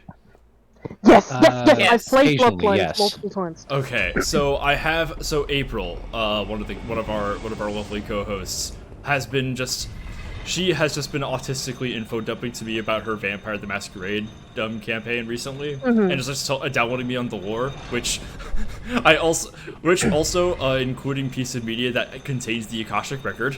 Oh. Yeah, in the fucking, the Mage 1, that's in the same universe. It's not the same system, though. Anyway, what's cool about Vampire the Masquerade is that they keep it up to the modern day, yeah, so they try to keep all the lore up to date with, like, current news. And there's this one, like, vampire in, like a very, very important fellow who is, in New Orleans, and, like, in Louisiana, who, well, I think features in April's campaign. Problem is, up to modern lore, he's dead. You wonder what killed him? Hurricane Katrina! Oh no. I mean, vampires are killed by running water. Yeah, I guess there was a lot of running water in that joint. I guess hurricanes would be pretty dangerous for them. Yeah. Have I told y'all about the vampire project that I'm working on with my editor? No, I don't think I've heard of this. Okay, so my editor, who is currently editing my book, and I are kind of in the background working on a larger project, or not a larger project, but like a different project. We wanted to do a vampire story, but exploring like the psychology of vampires in a way that, like, okay, the thing with vampires is like if they can just eat human blood and you can empathize with them, that makes them a lot less scary. Because in the real world, if it's just like, because that just makes them kind of a guy that needs blood to survive, which is like, you can build social programs around that. Like, you can incorporate vampires into society. We wanted, like, this was inspired by the both of us reading this, like, vampire anthology thing. We wanted to make a story about vampires that made them, like, truly inhuman and like entities, like you know the whole story, like all those old stories about like vampires being confused by piles of sand or something where they have to count them or whatever. Yeah. We kind of stuck on that, of this idea of like, you know, vampires as this thing that is ostensibly human but is actually deeply, deeply unknowable on a psychological level. Like, they're exploring the ideas that, like, the vampiric mind does not work like ours, that it's closer to a quantum computer than it is to our own minds, right? Or like parallel to a human mind rather than... Yeah, like, we're exploring this idea that they don't actually kill to feed, that they're actually killing, like, they're killing to satisfy an urge that we as humans cannot understand. Like, Interesting. you can't actually starve them to death. You know, like, the idea that they're killing... Yo, how did I hear that? You know, the idea that vampires are killing not because they need to eat, but to satisfy some deeper psychological urge that we simply cannot understand.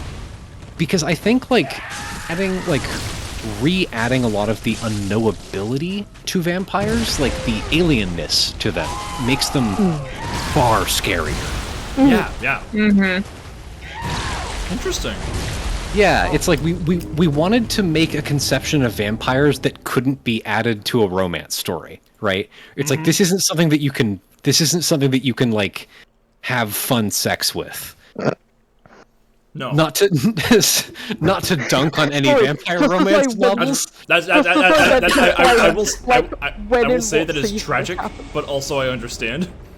But it's like, because that's like where, if you take vampires seriously in like most pop culture depictions, it's like, that's just a guy. Like, you're just being mean to a guy.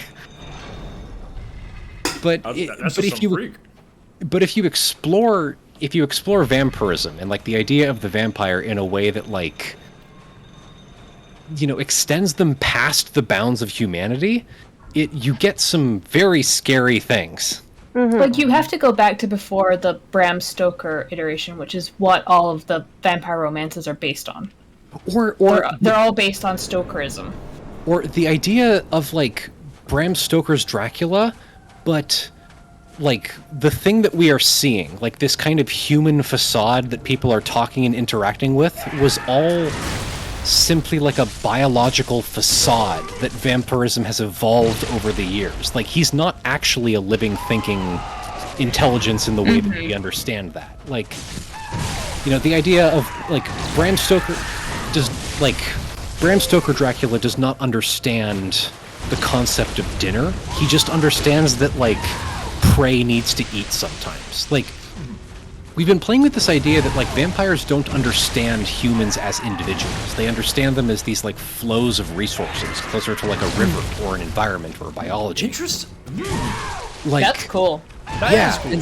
And so one of, like, we wanted to structure it like a vampire hunting manual given to, like, a lesser occult society for, like, hey, here's how we are an ancient vampire hunting society, and you're like a smaller society of, like, small-time wizards that recently had to deal with a vampire attack, so here, we're gonna, like, give you everything that we can potentially give you about vampires.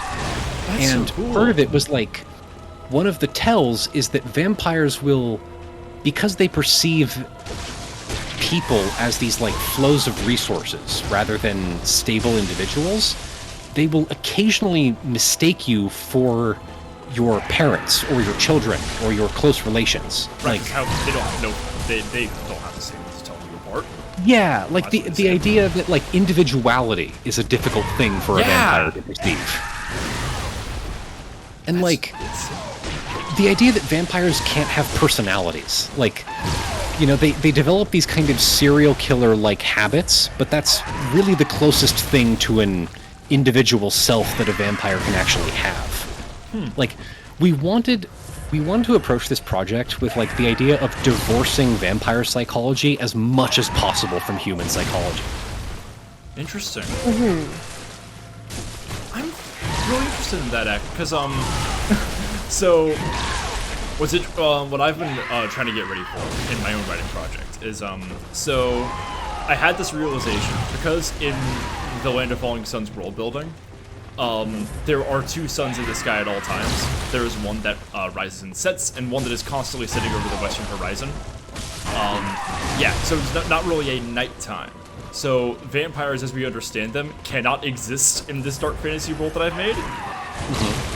Which made me very sad because I wanted to put vampires in it. However, I wrote myself a huge solid because in the plateau, the like kind of sentient like landmass where it all takes place has a massive network of tunnels that exist just below the surface where the vampires can just be born. Now, there's a couple. Now that these vampires being so disconnected from surface life and having their own like, you know, kind of forms of operation, I don't want to say society necessarily, underground, means they're very divorced from how humans think and probably have their own sort of thought form like that.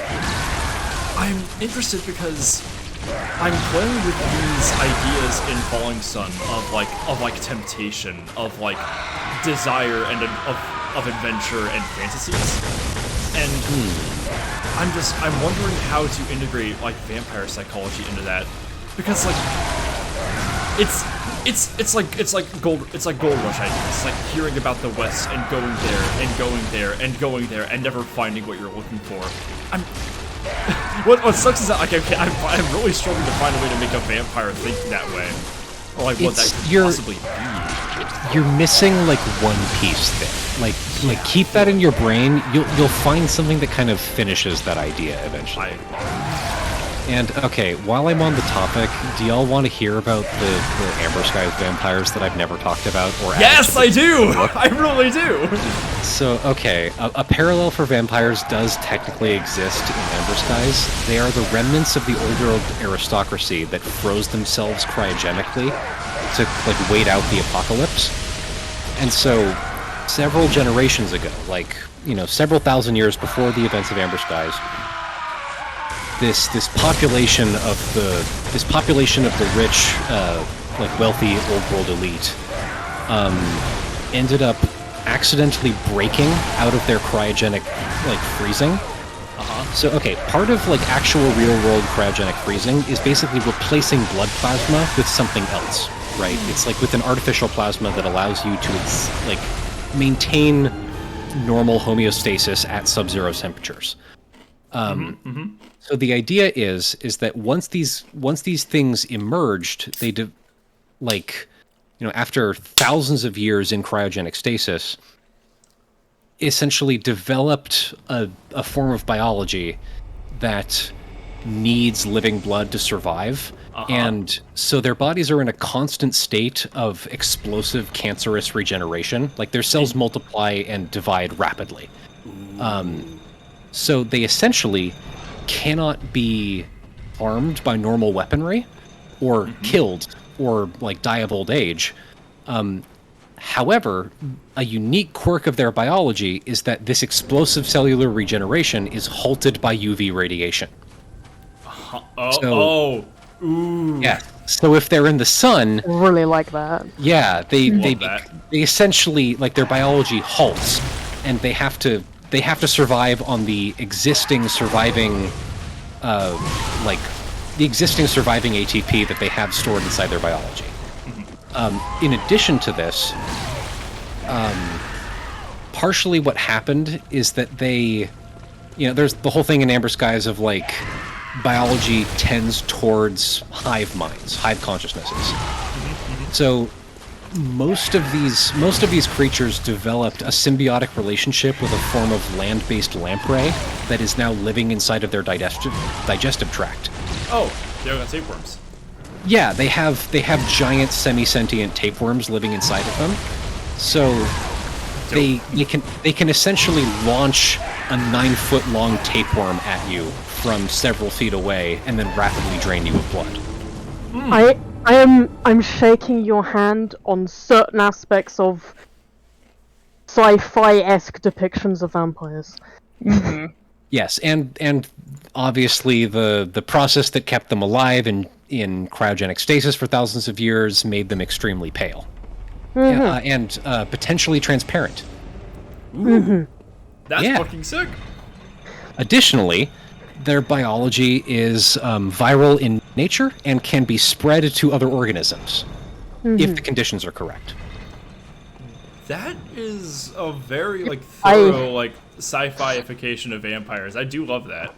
To complete the transformation does, however, require the position of one of these lamprey eggs inside of the other person's digestive tract, which is something that can only be done sexually.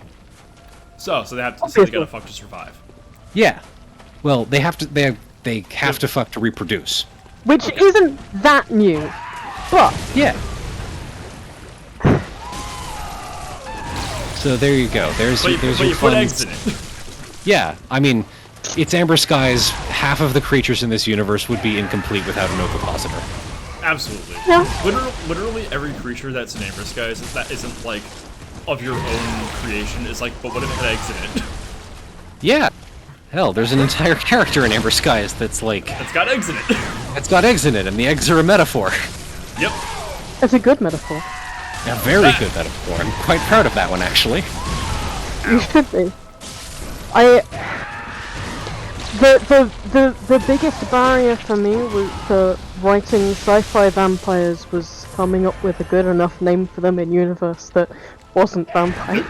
Ooh, I completely understand. I still haven't named mine. Just call them vampires. Who fucking cares? Just call it vampire. Yeah. If I say the name I gave my shitty my weird sci-fi horror vampires have a stupid name because I love weird niche horror. Y'all don't understand. It's okay.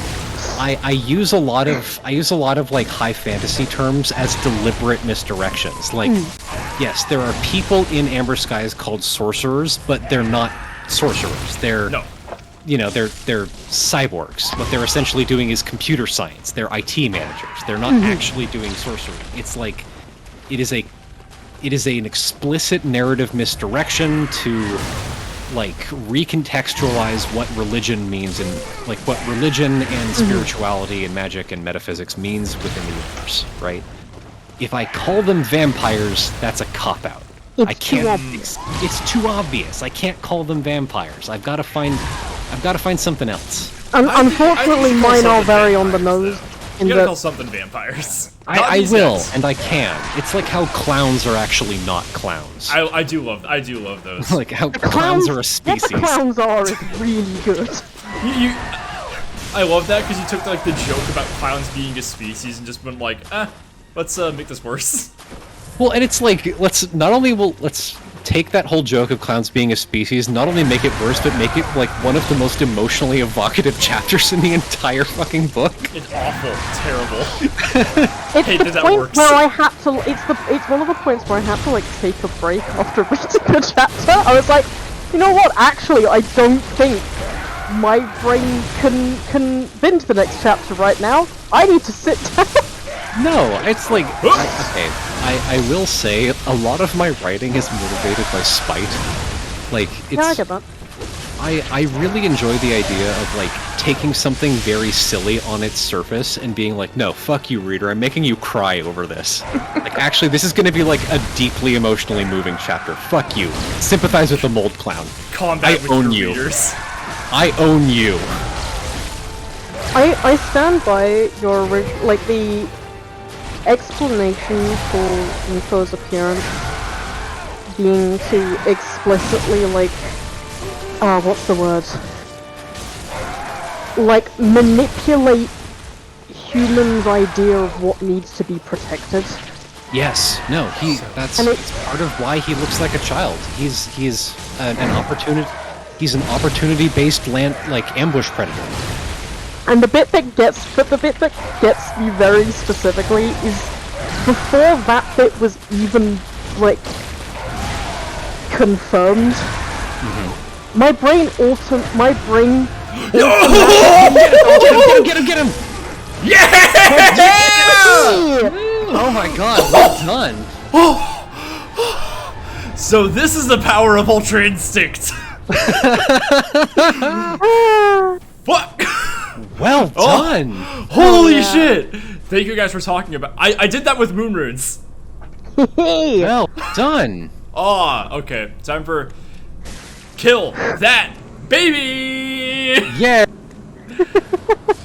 Nightmare slain. We did it, wow. babes. We fucking did it. Fuck, That's the boss that took Demily Pyro exactly one try. I'm shocked at how good at video games Demily Pyro is. It's not fair. Not over that shit. Gamer girl. A bottomless curse. A bottomless sea. Accepting of all that there is. was I rambling about Nico still? You were rambling about Nico, yes. From the very first description, my automatic mental image of Nico was, almost identical to how my baby sister looked when she was a kid. Oh no. And that was, like, just, and then finding out, oh, so that's on purpose. That's on purpose. It's very on purpose. And it just fell helps that for it. Yeah, I did, and it just helps that my sister was a very cherubic little kid. Yeah.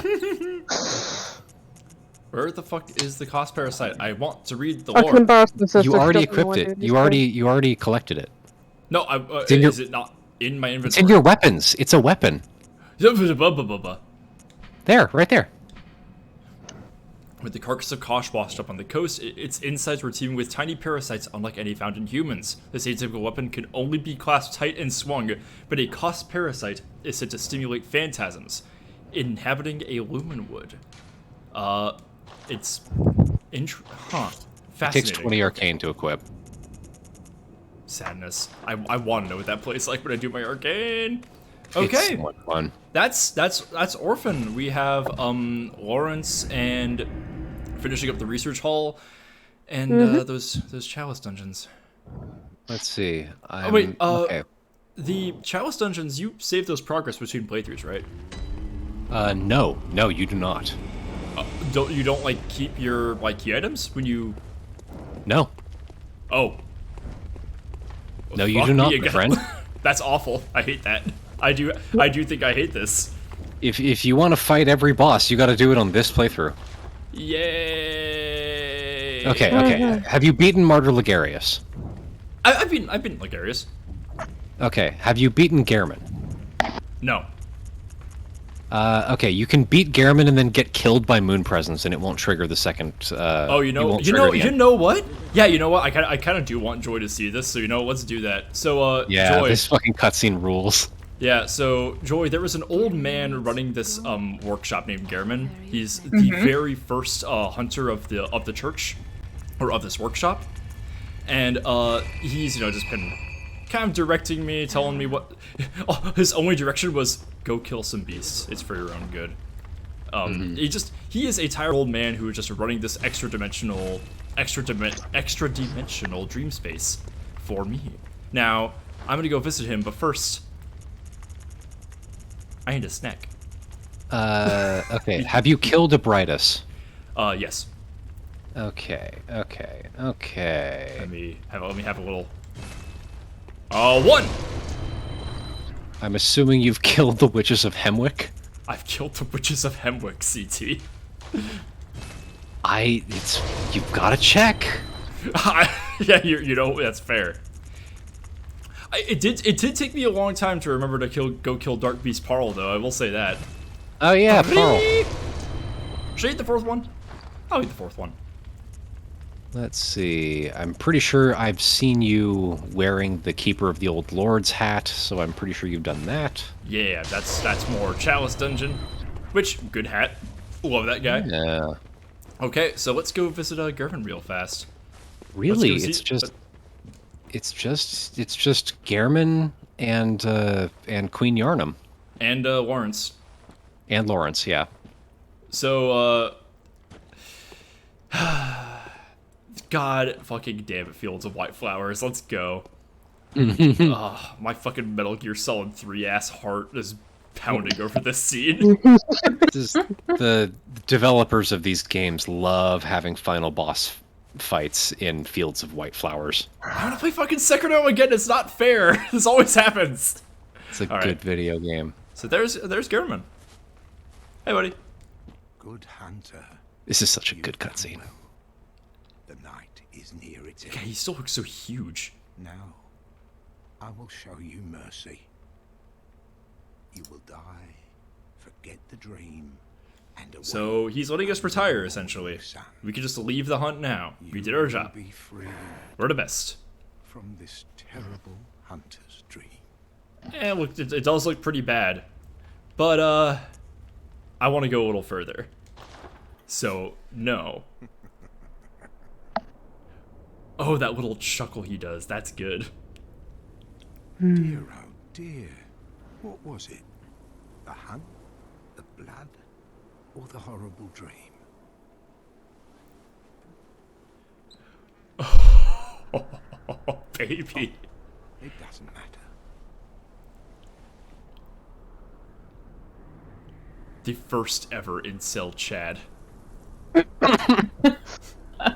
first ever. It always comes down to the hunter's helper to clean up after these sorts of messes. He has a motherfucking scythe. Game fucking rules. God. Tonight, Wait. Gammon joins the Yeah. Yeah! All right, Dude, let's it's go. huge. Him big, Him or the big. horse of manlet.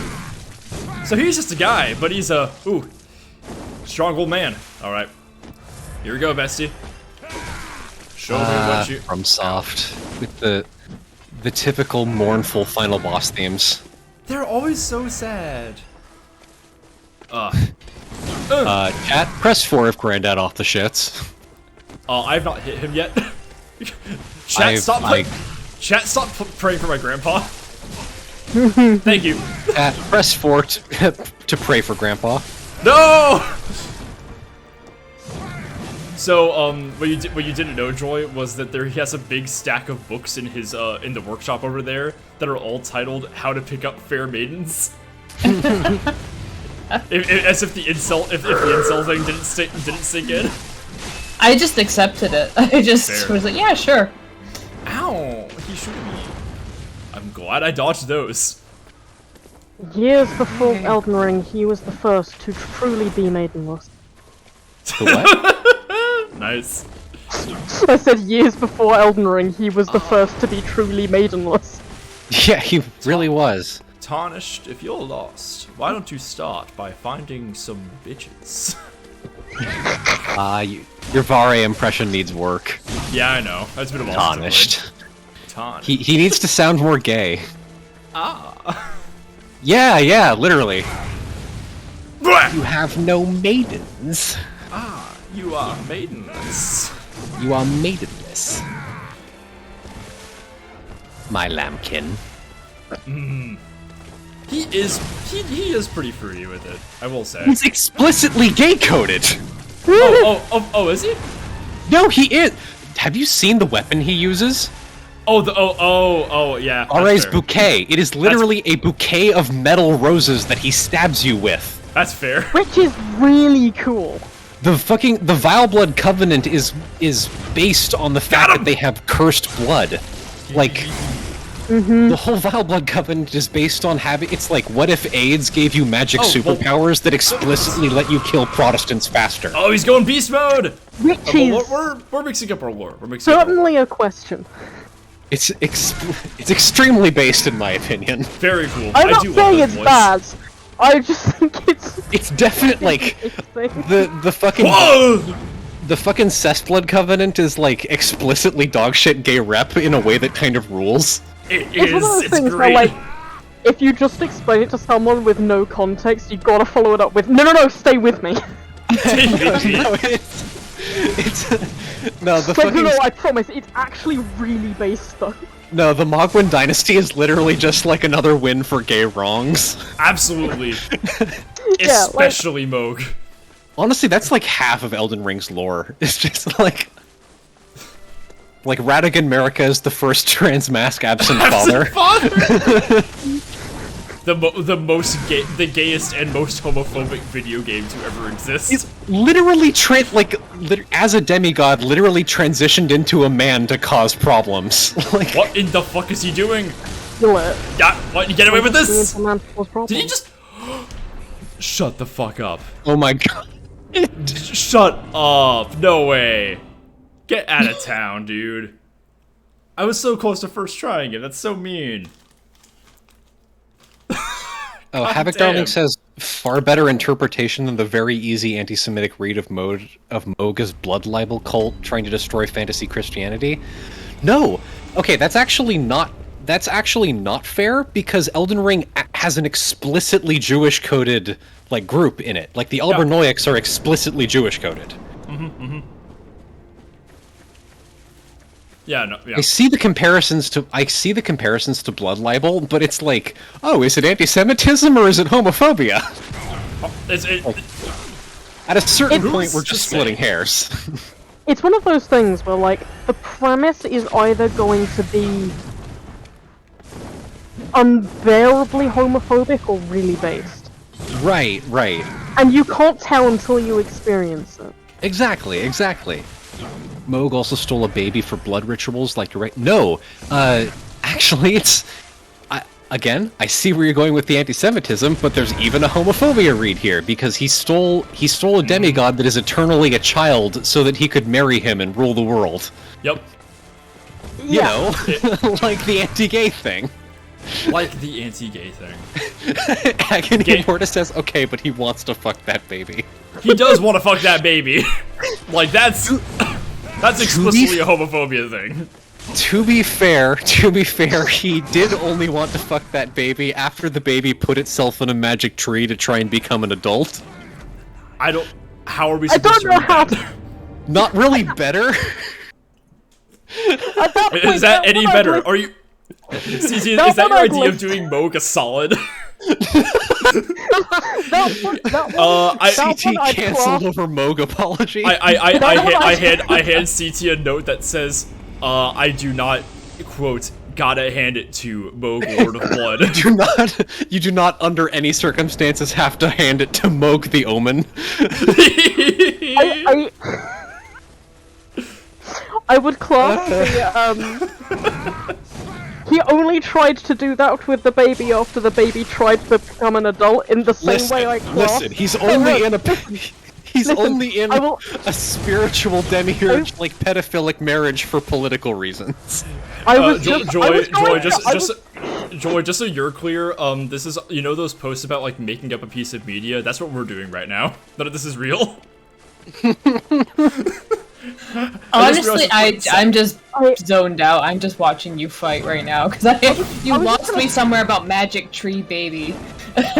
I was Listen, Joy, there will be a test later and you will be expected to perform on this. I was just gonna say, I think that bit specifically lives among the realm of, like, this anime girl is actually a 7,000-year-old dragon, so it's cool. Right. That's the level that bit specifically feels like it's on. Well, but it's also, okay, to be entirely fair, Moog is not a good guy. Like, no one in Elden Ring I is, get you that impression.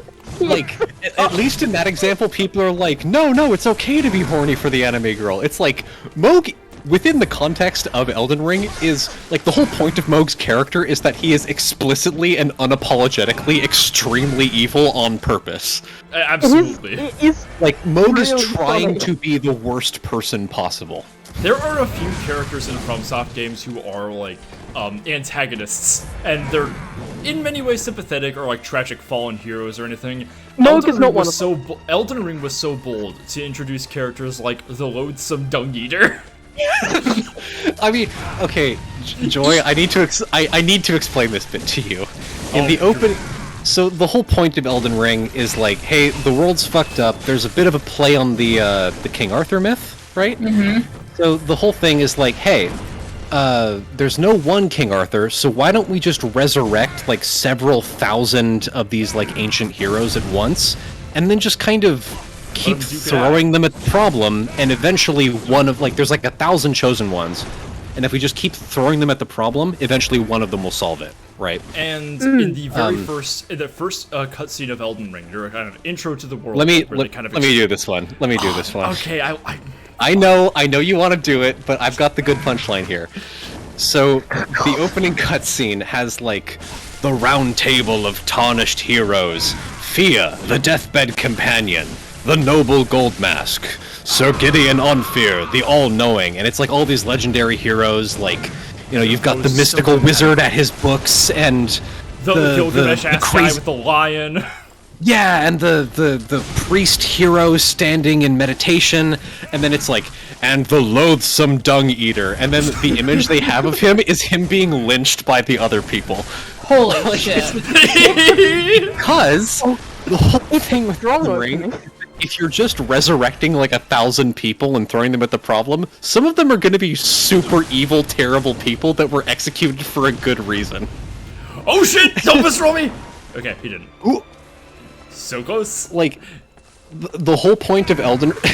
Literally, Dung Eater's entire character is that he wants to make sure that everyone goes to hell no matter what. It's the joke that we kept making. That's explicitly his motivation. That is, unironically, his actual motivation, is he wants everyone to not go to heaven ever again. It's very funny. It's incredible. Which I will say is one of the funniest motivations for a character. It is like, so good! Like, and what's his character's motivation? He doesn't want anyone to ever go to heaven again. There is an entity in Elden Ring called the Frenzied Flame. I'm gonna butcher some of this, but its like overt goals are to encompass the world in chaos. If you accept its ending, you set literally everything on fire. And even that is more sympathetic than the Dung Eater, because the Frenzied Flame is like a different thought form than the guy. It's like, it just doesn't understand. Yeah, the Flame of Frenzy is just like an eldritch entity that can't understand the fact that things in our world are different from each other. Like, it sees the fundamental concept of things being different as like it can't understand that. So it's like, oh, we just need to like set everything on fire so it can all be like a monad again. The Dung Eater knows though. The Dung Eater is just a guy who's like, like if he doesn't like you, he's like, hey, I'm gonna kill you and defile your corpse. And if he likes you... Hey guys, hold up. So we killed German, and this thing has spawned from the moon. Huh. There she is, my girl.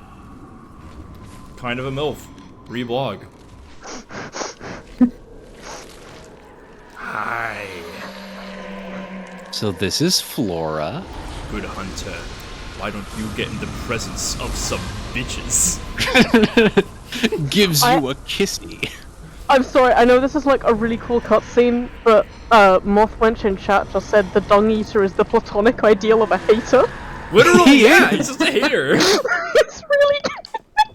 So because we ate those 3 umbilical cords of a great one, we resisted the moon presence absorbing us back into the hunter's dream. And now we can fight and kill him. Yay! But I'm gonna do this fight later, so please just take me. Girl, I was standing still. Also, now that you've killed German but are dying in this, you'll have access to the burial blade. Oh shit! I didn't know that. Yeah. Okay, that was good. I'm happy about this. If the Dung Eater likes you, if the Dung Eater doesn't like you, he's like, I'm gonna kill you and defile your corpse. And then if the Dung Eater does like you, he's like, hey, you're right. I'm gonna kill you and defile your corpse. It's something. It's awesome. Oh, the skybox changes! I've actually never seen this. Yeah. Yo, cool. You get the cool blood moon again. Dope. Yeah. I have so much insight. Jesus Christ. I don't want to go here. Oh, I also like that. Let's see. So if we go to some of our other gravestones, the boss arenas will have names like Tomb of Odin, or Altar of Despair, or Grand Cathedral. And the one for the Orphan of Kos, that one that gave us so much trouble. Coast. Coast. Coast. That's The it. coast. Yeah. Not important anymore. There's no demigod corpse anymore because you Yeah. killed it. Yeah, it's just a coast now, jackass. Motherfucker. Nice job, motherfucker. Yeah, I hope you're proud of yourself. You killed a... Boss, you killed a child! Boss, you killed it. You turned a perfectly good holy site into a normal coast. Amazing! This is why you're the best. I can't do a deep enough Boss, you voice for defiled that, a I grave! apologize. Okay, where the fuck is German's? Yeah, wait. Oh my god. Why doesn't he get his own gloves? It's stupid. Oh, I was reading. Boo-hoo. I was reading about the Greek magical papyri again today, and you know, it's one of these like ancient magical texts that like was only recently rediscovered in the 1800s. And every book that you read about it is like, you know, it was probably compiled between like the 1st century BCE and the 4th century AD. It languished in obscurity for a while until it was rediscovered by the English explorer so and so during 1850, and like they all use language to say shit that's like, we can't legally prove that it was looted from a tomb, but it was looted from a tomb. It was definitely looted from a tomb. No. If the sentences are rediscovered by an English explorer, no, a grave was defiled for this object. especially it was rediscovered by an English explorer in 1850 in northern Africa, meaning there was an English guy and it was 1850 and he was raiding tombs in England. Or he was raiding tombs in Egypt. Yep. This was taken from a pyramid and it shouldn't have been. Yeah. It sits the fuck back. I was doing my fun little bit with a friend recently, or a coworker, where I was like, I like to revisit the question of, would this movie be changed in any meaningful way with the addition of a mummy? And then the corollary, would the movie be better or worse? I think they mentioned Ratatouille. Or yeah, and I was like, okay, yeah, I could see that. And then someone goes like, "What? No, there's no mummies in France." And I'm like, "You're wrong." Well, my guy. Unfortunately, I hate to say it, but There someone should have put them back. But no, they're there. Like, you know that you can backstab that pig, in right? France, but- Oh yeah, I'm just trying to get the what I do here. I just bring them all over to the shadows and let them go to town. Okay, Then I backstab the pig. Mojave, what you should do is backstab the first pig and then let the other two chase these guys down. I see. That is the more efficient grinding method here. Okay, I did not know this. Ah, Indeed. shit. Give me that shit. No, it's like The smallest turtle says downgraded them mid-sentence from friend to coworker. yeah, get fucked. Yeah, start writing the call post now, guys. Oh shit!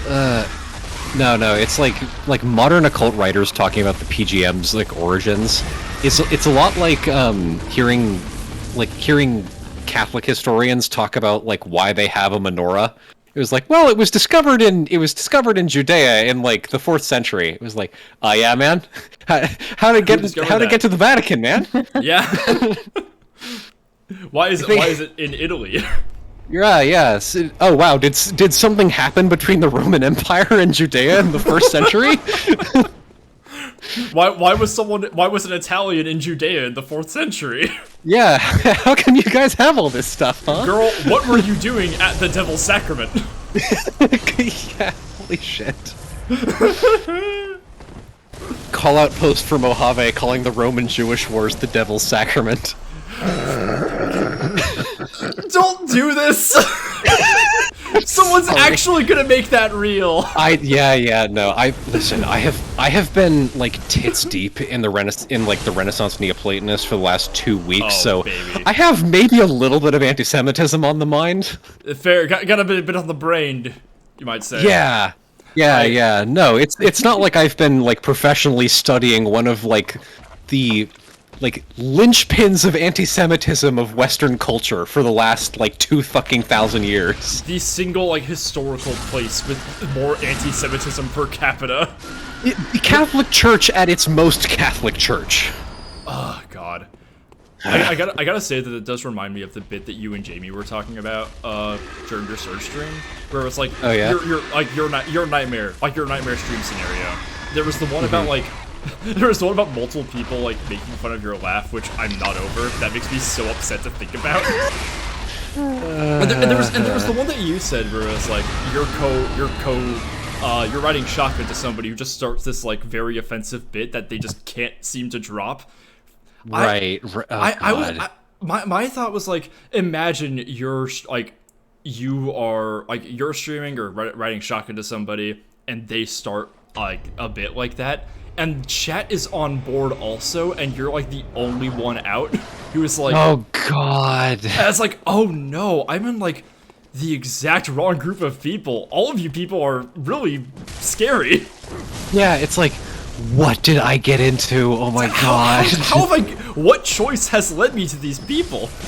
Yeah. No. God. Yeah. Oh yeah, Nick's in chat. It's like everywhere CT turns, there's Europeans lying about understanding the Kabbalah. Out of the corner of days. I like can't talk about this right now. It's like CC, look behind you. There's another Kabbalist, and they spell it with a Q. I cannot, like, I've read so much fucking bootleg ass knockoff Kabbalah in the last month. I'm writing I'm so incensed about this shit that I'm writing a book about it. Okay. Fair, understandable. Literally, I've seen you like arguing with people about this for years. Like, yeah. About as long as I followed you. Very trying to very concisely and politely explain that 1, I'm not Jewish, you shouldn't be asking me about this. 2, whatever you think you know about Kabbalah, you don't. And 3, if you think you want to learn about like actual Kabbalah, you can't. Okay? You can learn the history. You are not allowed. Yeah, no, it's like, oh, you want to learn about Kabbalah? Here, go ahead and start the conversion process, and in 40 years of actual rabbinical study, maybe you can start approaching Kabbalah, alright? Like, you, me, any of the people on this fucking blog have no fucking business talking about it, but I am forced to wade tits deep into these fucking Catholic priests from the 15th century talking about how they totally fucking understand it. This might be like the single like most mad I've ever like consistently seen or heard you about your field of study. Like, I've heard you be more angry about other things, but like this is like I'm just like tired of it, man. Like, cuz okay, it would be one thing if they were dealing with like elements of a closed practice that they weren't allowed to be dealing with, but they actually like understood it in an interesting way, but just had like a different take than like rabbinical scholars. No, they're dog shit at it. Like, and obviously dog shit at it. Like, all of these Renaissance Neoplatonists talk about how it's like, oh, Kabbalah completes Christianity, but other like Pico de la Mirandola's Jewish teachers, the time that he was writing, were like, dude, you don't know what you're talking about. And not only were they like saying this shit to him, fucking not Flavius and not the other guy, but like one of his teachers like was so embarrassed by Pico's like bootleg ass Kabbalah that he wrote an entire book distancing himself from Pico. Like, it was that bad. Okay. Like, obviously, like, I don't know shit about Kabbalah, but this was embarrassing for the time. Like, we have historical evidence of these guys being fucking idiots at the time. I'm so frustrated. No one thought this cunt was funny back then. I will take a quick break to say, Gurman's garb with the doll skirt. This is kind of a fit. Bit of a look. I don't know if I like it more than the Maria garb. I gotta say, this might just be it. But let's see what this. Let's see what his weapon plays like. Let's see. Oh, I love the burial blade. All right, let's see. So, oh baby. Okay, so that has a cool swing animation. Okay, so regular R2, Charge R2. Oh, it has the Siderite thing where it deals bonus damages on dodge attacks. Let's see. So if we do one of these. Oh, sick! I heard the noise. Okay, and transformed. Yeah, It is it should have. That might be my favorite weapon transformation. I do love that. Okay, now let's... We'll try the transform attack. Sick, okay, and... Baby! Okay. I want to see that move. Yo, that, like, arm switch? That was so cool! And... Try the fully charged R2. Okay, regular R2. Get a bit of a backswing, cool. Dope, Yeah, and so L2. the normal R2 has like lower range, but the fully charged R2 has crazy range. That has an enormous hitbox. Oh my god, yeah, I can see. This is when I change to an L2. It is way bigger than it looks. Yeah, okay, gotta get a new hat. The people have demanded it. No, that rules. Also, the L2 is good. The L2 is fun. I imagine that doing an insane amount of hits done. Also, both forms get the Siderite buff from dodge let's rolls. see. Okay, one of these. Okay, so we did this. Let me put this thing away because I want my baby boy. Where is she? Why is the stage driver all the way down here? Okay, give me that shit. I want to punch. Do I go back through the research hall to get the rest of the brain fluid, or do I just go to Lawrence? How much brain fluid have you given to the NPC? I think 2. Do you know where the third one is? No. Okay, then don't do that on stream. It would be really boring watching you explore the research hall. Again, yeah, fair. Let's see. So do the other thing that you were planning on. Okay, let me. Oh no bullets. No, I'm not gonna be using the gun against Lawrence. Let me build my runes for this freak. Mortis has put in a mod poll. What would you like the mods to poll, Mortis? Let's see. So Moon, put that shit off. Give me some fire defense, please. What's down here? I'm not really gonna be using rallies on this. Not gonna be using viscerals, probably. Oh god. Oh yeah, give me communion, because I'll be trying to heal desperately and scared. Yeah. I actually have a good chunk of health, so maybe some more stamina? You have the Deep Lake rune that defends you against fire. I did, I put that one on. The Fading Lake. Actually, at this point, like, stacking fire defense is probably a good idea, but might not be super important. Okay. So there's a fading, is there like a larger fire defense one that I just do not have? Well, no, it's just that, like, at this point, the amount of defense that you gain from your levels is gonna make the defense you get from your clothes negligible, like, or less and less important. Got it. Oh god, if I have to like configure my fit to this, that's gonna be miserable. It shouldn't make that much of a difference, unless whatever you're wearing has, like, no fire defense. Oh. Do you have the Canehurst Knight armor? Like the silver one? Yeah, I do. I mean, the Canehurst Knight armor would probably be very good against Lawrence. Wait, what about the Charred Hunter garb? That was like one of the better fire defenses in the game. The Charred Hunter garb does have very high fire defense, but I'm not sure about its physical defense. Got it. Mortis, let me put this down. Who would fare better in the other's game? The Good Hunter in Dead Space or Isaac Clarke in Bloodborne? 1 second, please. Let me put this down. Isaac Clarke is too slow for Bloodborne. Yeah, let me see. Who wins? Hunter in Dead Space. I do like imagining both of these. Because here's the thing. Getting through Dead Space requires you to have at least some capacity of like sci-fi engineering knowledge, which I doubt the Hunter has, even if the Hunter like lived in the setting, right? All the Hunter needs to know how to do is kill. Kind of, but like that's the remake kind of like okay. What I've really liked about the Dead Space remake and having Isaac Clarke actually have some dialogue is that like it shows that he possesses some amount of agency and like he knows how to operate the technology that he's working with. So it's like, oh no, like being like a trained engineer actually would help you in this survival situation, not just being some chore boy. Mojave, like- Yeah, do you have the Tomb Prospector gear? I do. Yes.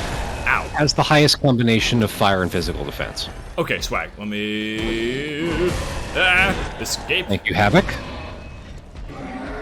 You are a king. Okay, Charred Hunter Garb and Arrow Motor set mixed together as maximum fire defense, but best fire would be Tomb Prospector. I will switch to the I'll switch to the main top only because I have to maintain my aesthetic. Where is it? Oh, this actually kind of comes.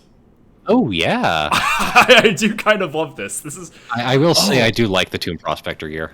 I forget that I forget that it's really good. Okay, and with this silly fucking weapon, here we go. A whirligig saw is not silly. It kind of is though. Stop making fun of my whirligig saw. I need I to will- use it to kill beasts. Haha, yeah, gonna go kill the werewolves with weed whackers, aren't you? Huh? But you look fucking stupid now, don't you? Ow! I do like. Well, I think you need to Oopsie grind poopsie. a little bit, my friend. I did! I grind like 10 levels to beat the orphan. Fuck. Oh. Ah. Oh. Low beasthood stat. I did use beast pellets a lot on Ludwig. That's kind of how I beat him. Wait, no. I the only time I beat Ludwig was that I didn't use beast pellets. What level even are you? 100. Ooh, Lawrence, like, honestly, that's like low for Lawrence. Like, Lawrence is easily like 110, 120. Yikes. You might want to jump into some Chalice dungeons, my friend. Okay, but do I really? Can you open the Is Chalice? No, I don't think I have to. Ow! You should check, because like literally everything in the Is Chalice drops a metric fuck ton of runes. Or blood echoes. Souls. I think I have enough to open Ailing Waron Send. route. Could the good hunter take on necromorphs the way that's required? Yes! Literally all of the weapons in this game are designed for dismemberments. Yeah. Like, yeah, the hunter is pretty optimized for fighting those boys. It's just like everything else I'm not sure about. Yes. I don't know if anyone has explained this to Joy quite yet, but so the reason that all of the weapons in this game are like this is that having lycanthropy in this universe means that your body is constantly rapidly regenerating itself. Like, you're constantly healing. 'Cause you have basically a metaphysically, magically powerful blood illness. So, the only way that things that are werewolves in this game can die is if you physically drain them of their blood. So, hunting weapons in this game have to be built to cause the worst wounds possible. Which is why serrated weapons are the best ones against beast-type enemies like this guy. Yes, and the other type of like crazy thing that happens in this game is that any sort of eldritch entity, anything that is like affects the mind or causes transformations or problems, like based on the fact that they're a crazy, incomprehensible Lovecraft entity, the way that you can keep your sanity is by using what are called righteous weapons, like things that are associated with sanity, high society, humanity, like weapons that are literally like weaponized canes or weaponized top hats. Form over function kind of thing. Yes. That's how they Like- describe it in this game. Dressing up nice to go on beast hunts, canonically in this game makes it harder for the eldritch entities to take over your brain. Huh. Yeah. That's Which is- neat. Which is why all of the vampire armor looks really nice. Yeah! Is because Which, literally, like, dressing up like you're going to a dance makes you feel more civilized while you're chopping things' heads off. It looks like Hunter and Dead Space did win. I do want to entertain. So, Isaac Clarke, does Isaac survive the old blood? Does he let that affect his mind? Yes, I think Isaac Clarke easily survives the old blood. He's dealt with plenty of like crazy fucking eldritch entities, like Yeah, definitely. just the fact that he's able to survive dead space without going insane, it's like he would do fine on the hunt. I mean, he kind of does go insane, but he gets better. He gets better. Yeah, I mean, the hunter goes insane. Yeah, Kind of. Like, Isaac Clarke would be totally psychologically prepared for the hunt. Absolutely. Dead Space 2, Isaac would wreck shop in this place. Now, Hunter, I think Hunter survives the marker. Yeah. Like, like, you just have, like, built different plot armor in this, so you're fine. Kinda, yeah. Okay, I'm I really don't want to do this. Oh, yeah, also fancy, like, righteous weapons in this game, like fancy cane weapons or whatever, canonically deal more damage to, like, to Eldritch Entity enemies. Like... Which one would the stake driver be? I actually don't know. The stake driver is neither. It is neither righteous nor serrated. Right, okay. There is only one weapon in this game that is both righteous and serrated. Do you know what it is? No, actually, no. It is the threaded cane. Yeah, It's- really? Oh, yes, yeah, it's- that makes sense. That makes Its sense. cane form is righteous, and its bladed whip form is serrated. Okay, I didn't know this. Okay, let's go Yeah. to wherever the fuck I last left off. We're on layer 3, the one enemy that I haven't fought in the base game, and I guess I've locked myself out of. Johnny Suspicious Beggar. Okay, caveat canem? No, okay, I know where you're getting that. The church pick on the wiki is incorrectly listed as being both righteous and serrated. It is only righteous. So The church pick is not serrated. It does not deal bonus damage to beasts. So, Joy, we have entered the Chalice dungeons. These are, in terms of gameplay, these are. Oh wait, I have a little extra path over here. I can waste some time. Oh, before you I know fight how the this boss. problems in every Lovecraft story are caused by people digging into an ancient city that shouldn't be there, that used to be inhabited by alien gods? Yeah. That's where we this. are. Okay. Yeah. And, from a gameplay perspective, they are a set of procedurally generated dungeons. I told you about the Cum dungeon. That's where we are right now. Not the Cum dungeon, but that set of dungeons. I'm so mad that I can't. There's 4 different types. There's one that is like kind of the top layer that most people like have recently explored. One that's like the Hintertombs, kind of like the outskirts of it. Then the layer below that is like the previous society that existed before Yharnam, which is kind of Middle Eastern coded. Yep. Laron. That's where we are right now. Laron. And then this the one place. and then there's the one before that we will eventually see, which is like the ancient primordial alien civilization that built everything. The weird shit one. Cool. Yeah. If we put this, so what I find interesting about the Nightmare Frontier is oh, yikes. Oh, hey, it's what I use. Nightmare Frontier, it seems to exclusively feature enemies that like are part of the Laron and East Chalice dungeons. So like, is the Nightmare Frontier like a reflection of those worlds or those civilizations as kind of a harken to like what Yharnam might will turn into when the Beast Plague progresses? I think the lore implications of the Nightmare Frontier containing like Loran enemies is that, like, in the same way that hunters can kind of get sucked into the hunter's nightmare, like the vast majority of the minds of like Loran's beast population has just been completely incorporated into the nightmare. It's just been like entirely swallowed by the nightmare. Got it. Okay. Which makes me a little upset because I think Laron would be a very fun place for a Bloodborne sequel. It's where everyone's brain goes. Exactly. Mojave, have I shown you the design document that I made for a Bloodborne sequel? You talked about this the night that Shinzo Abe was assassinated. I don't think I actually saw the document though. Yeah, no, I had this whole hate that concept. sentence. I had this whole concept for a Bloodborne sequel that took place in. It was a location that was like inspired by Venice. okay. It was heavily inspired by Lewis Carroll and like the Florentine carnivals. Ooh, that's fun. Okay.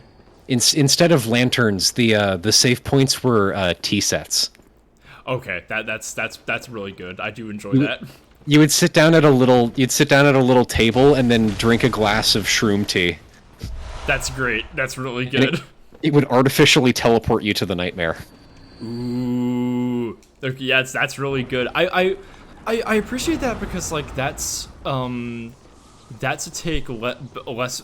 That's like less engaging with this game as a horror game and more of it as a conversation with a body of literature, which I also appreciate. That's fun. Yeah. That's really good.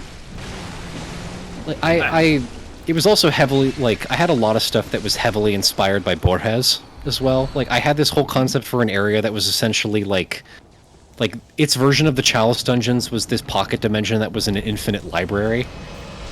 Very cool. Ooh. Ooh, a Bastard of Loran. I think I can go to wait, no, I don't think I have the ritual blood for it. You can usually buy. Well, you can. You know the kidnapper enemies. You can usually farm them for ritual blood. Oh, cool. Because I might be able to get to defile Temeru with this. Yeah. Hee. It's usually not worth it to head into defiled Tumero before you unlock Is. Okay. But this is all for levels, so I gotta save these echoes. True. Bad. My thinking was a Bloodborne sequel that take place in Loran, which, frankly, I don't think FromSoft would do. I think they would establish a new place, just because of their tendency in making sequels to their existing games. But if it did, I like the idea of Loran being like exploring the implications of some of the things like the abhorrent beast, like the suspicious beggar, those ones that can just kind of casually speak. Right. Because like those ones imply that like okay, I have this idea that the transformation to beasthood is both a transformation of the body and mind, or one or the other. Like you physically transform, or your mind is altered, and you see that with hunters. You see that with like them becoming, their mentality warps to that of mentally beast. bestial but physically human. Yes, as opposed to physically bestial but mentally human. Which is what you see with the beggar, and granted, he's a little spicy. He is eating guys. He is a little mean, but like he has like the eloquence and personality of like his human self, though. Right. So like it seems he is like fully in control of his faculties, and being a lightning boy, he's clearly from Loran, like related to the Loran beast strain. No. Wrong. Oh. So do you know where lightning comes from in this game? Fuck no. Okay. Bolt damage in this game is associated not with Loran, but with the undead. Really? So, yes, what bolt damage is in this game, it is leftover neurological impulses of dead flesh that have been so thoroughly imbued with, like, beasthood that they continue to move after their death. So, the mind is still a physical object that is physically pumping electricity into a corpse so hard that it's shooting out like bolts of lightning. That's insane, and I kind of love that. Yeah, that's what's happening with Parl. Is that Parl was basically a beast that was like so thoroughly consumed with beasthood that it simply kept moving after it died. That's what a dark beast is. Okay, because like with Parl, I just assumed that the dark beasts were just from Loran and they were just necessarily like that. I see.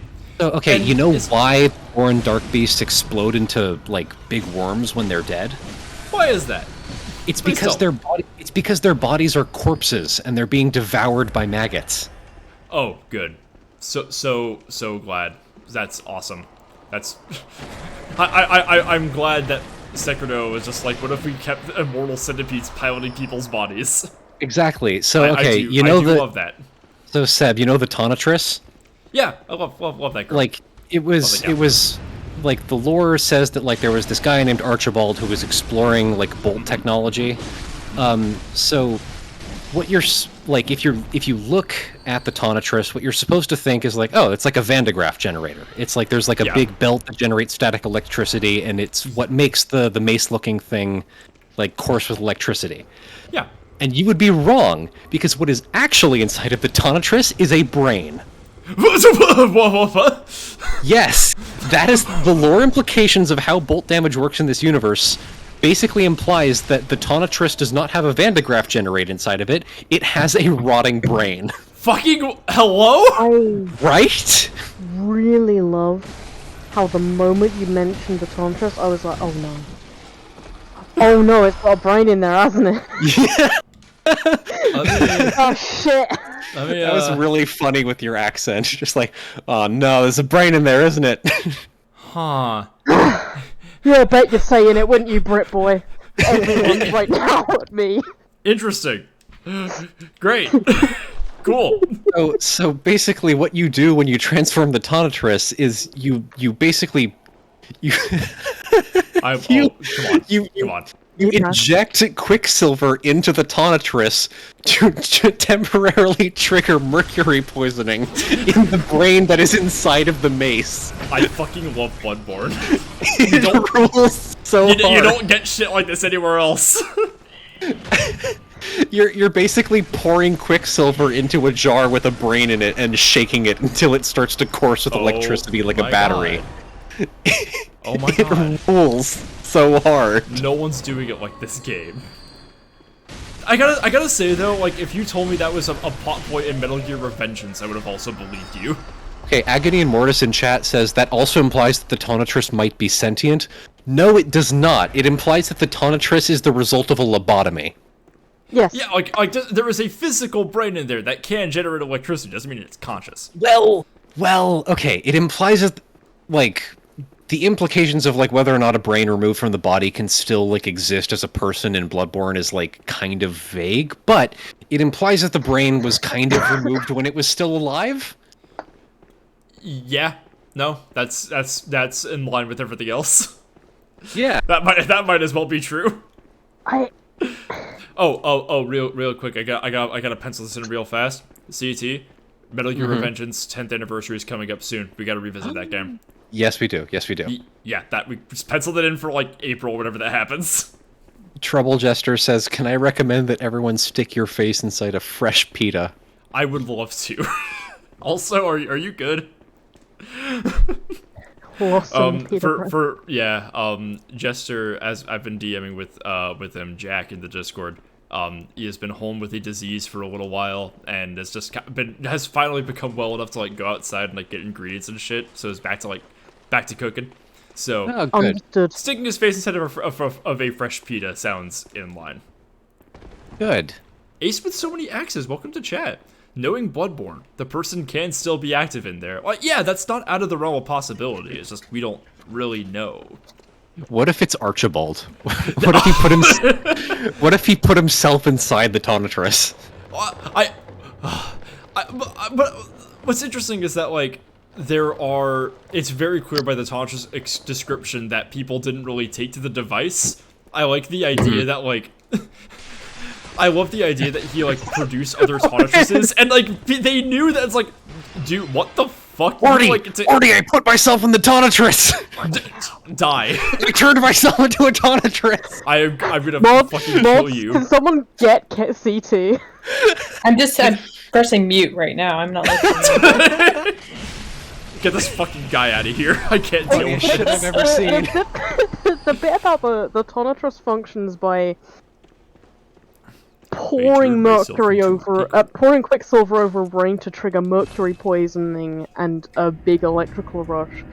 Like, all it makes me think is like the difference between how things work in these games and how things work in like a Resident Evil is that these games are slightly cagier about telling you how stupid it is. Right, right. Yeah, Resident Evil will just tell you how fucking dumb their lore is.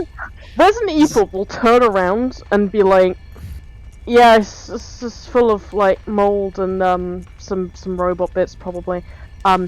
Anyway, the important bit is there's a mold afterlife, and we'll expect you to just roll with it. Yeah. These games will like hide it in a riddle. Oh, let's see. Someone in chat says, "Well, what about the brain in the tiny tonitrus, like the hunter's tool, right?" Mm-hmm. So there's two things here. It's like one, it's a child, but the other thing is that like there is a weird thing in Bloodborne with like people being born malformed in some way. Like if like people born with like Harlequin syndromes that make them like really small and weak and unable to move are like weirdly able to communicate with the Great Ones better. Like that's what all the Sage's hair, like Sage's hand stuff from the Chalice Dungeon crafting ingredients are. It's possible that like the tiny tonitrus is actually the brain of like somebody born with significant physical deformities. Huh, I see. Mm-hmm. Yum. It could also just be a child. You do find it in like near the you do find it near the choir workshop, and their whole thing is kidnapping children. Which I gotta say, love this game and Resident Evil both having evil science orphanages. Yeah, Yeah, if it very wasn't, true. Mwah. Mwah. Ah, so good. What if the Catholic Church was also the CIA?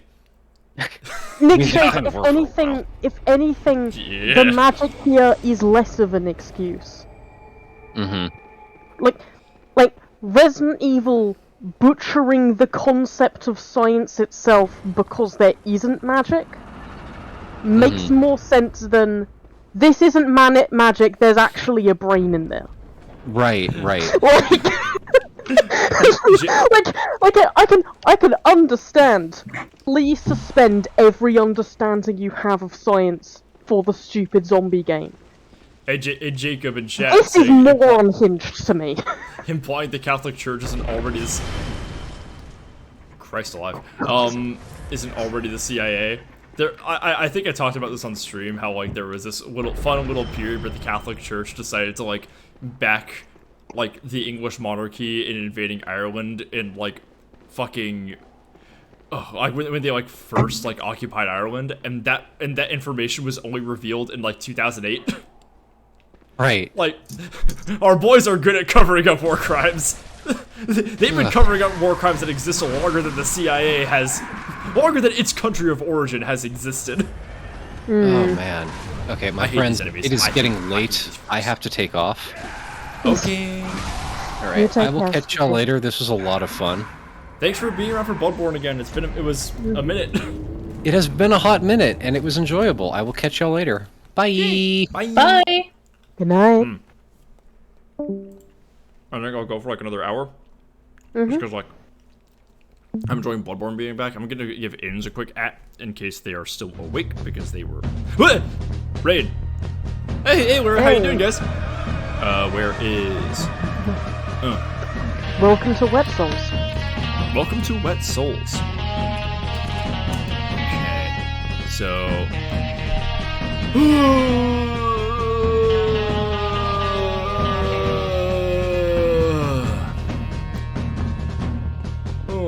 So my idea for streaming these Chalice dungeons was originally going to be like I just go through this and have like a jukebox on, so I have something to distract myself from how fucking awful this experience is. But now we're just doing it. So who cares? Who give a shit? I hate these enemies so much. I hate them with all my heart and dick. Ow. So the thing is, their screaming is going through my right and left audio channels, so it sounds, well, like, right or left, but never both. So whenever I'm fighting one, it always sounds like there is a second one just off screen about to attack me. Terrible. The worst. Almost beat the raids? Oh, Hollow Knight, hell yeah. So, like, my idea for So like my idea for a Bloodborne sequel taking place in Loran is I mean,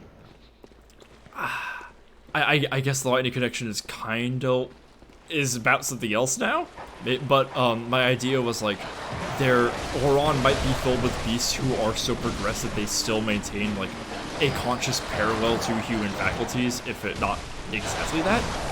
So like they have the capacity to like maintain a society and like continue living in a way recognizable to their former human selves. And I like the idea of a hunter having gone through the dream in Yharnam showing up to Loran to be like, hell yeah, even more beasts to hunt because my bloodlust has not yet been satiated and I must do this so that the nightmares do not take me. And everyone there being like, yeah, we don't want you. Get the fuck out of here. And then being just some guys. Also,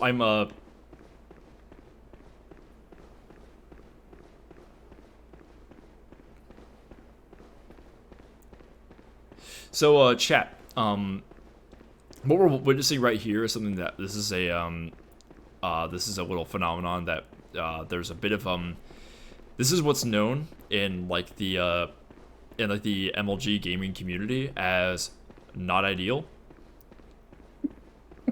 Yeah. Some expert speedrunners call this, bad. I've heard some pro gamers refer to this in the trade as suboptimal. This is suboptimal. This is not ideal.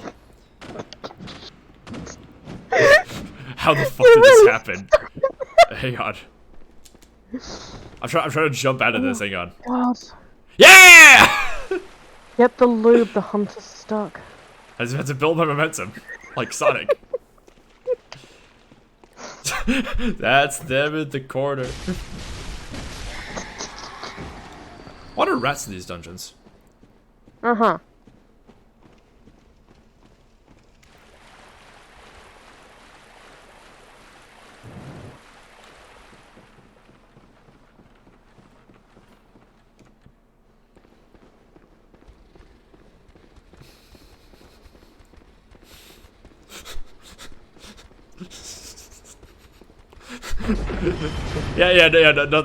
Nothing else to that. That's all. Just some guys, just some freaks. Oh god. Oh Jesus Christ! Oh, it's one of you. Oh yeah. So Joy, remember how the vampires in this game are just big mosquito women? Yep. Yeah, they will show up in the Chalice dungeons when you like beat a room with like a single enemy in it. They'll like show up to sip his blood up. I have like beaten exactly one of these, so I'm going to leave. Because I am scared. I am afraid even. No, go the fuck away get the fuck away from me, you. Sebastian like Mojave hates to see a girl boss winning. I do. People were saying this. It's gonna show up at the call-out posts where I also refer to my friends as my coworkers.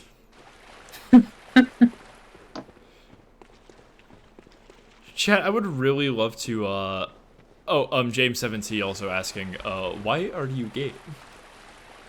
James, who says I am gay? Who's the question directed at? Presumably me. Mm. But if you have any, it was actually aimed at. Themself. I see. Mm. I'm afraid we might not be able to help you answer that question, bestie. Chat, I would really love to see you guys like try to like write a call-out post about me, like just make up a bunch of information that is like incriminating in some way. Just like turn my bits into something that's like bad and stinky. Just and I I would love it even more if it really is that idea that Orc and I had, where it's just a super cut of every time I say Rhodesia. That as a call out post. God, if I knew how to fucking edit video, I would make it myself. Rhodesia. But Rhodesia.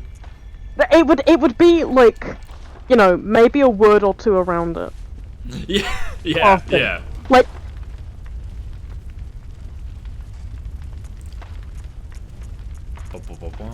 Video that will just one day manifest on YouTube under the name of under like a name you don't recognize. Gammon away. Go It's gonna be like somebody I follow but who doesn't talk to me. Like it's gonna be like Markatoto or something. It's like I had to share my thoughts on this little freak, and I'm gonna be like, I've said nothing to you. You have no business knowing who I am. Someone makes a call out post that's just like Mojave knows too much about political history. And that is somehow bad. Like Mojave has a harem of other content creators. Look, it's not my fault that like it's not my fault that there's guys whose work I like, and I'm like, hey, come be on stream with me. Oh. If you want to believe that we fuck nasty, you can do that. I'll make no statements about it. What? They said harem.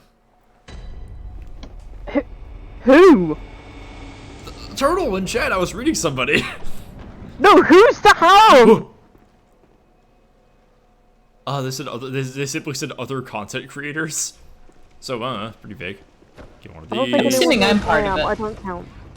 I assume that's what they mean. I assume that's what they mean by the lovely guest that I have on my Twitch channel. Oh, he ain't shit.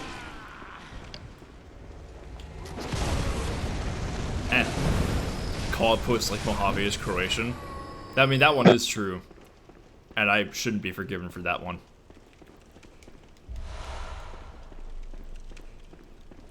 I had like some joke about a call out post insinuating that you're like adjacent to like World War II fanboys because you know too much about political war history. But like that would be the angle of the call out post, right? That's fair. That's fair. Like it wouldn't be true, but that would be the angle they're trying to spin. I do gotta say, I do really want to get in touch with some people who play War Thunder, though. I need to have, I think having access to classified military documents would really improve the quality of this channel and this content. It is, the War Thunder stuff is really funny. It's incredible that they keep doing this. What is it about War Thunder players? Why? I don't know anybody who plays that game. It might as well not exist to me. I don't know what it's about. Unless it's just what it says on the can.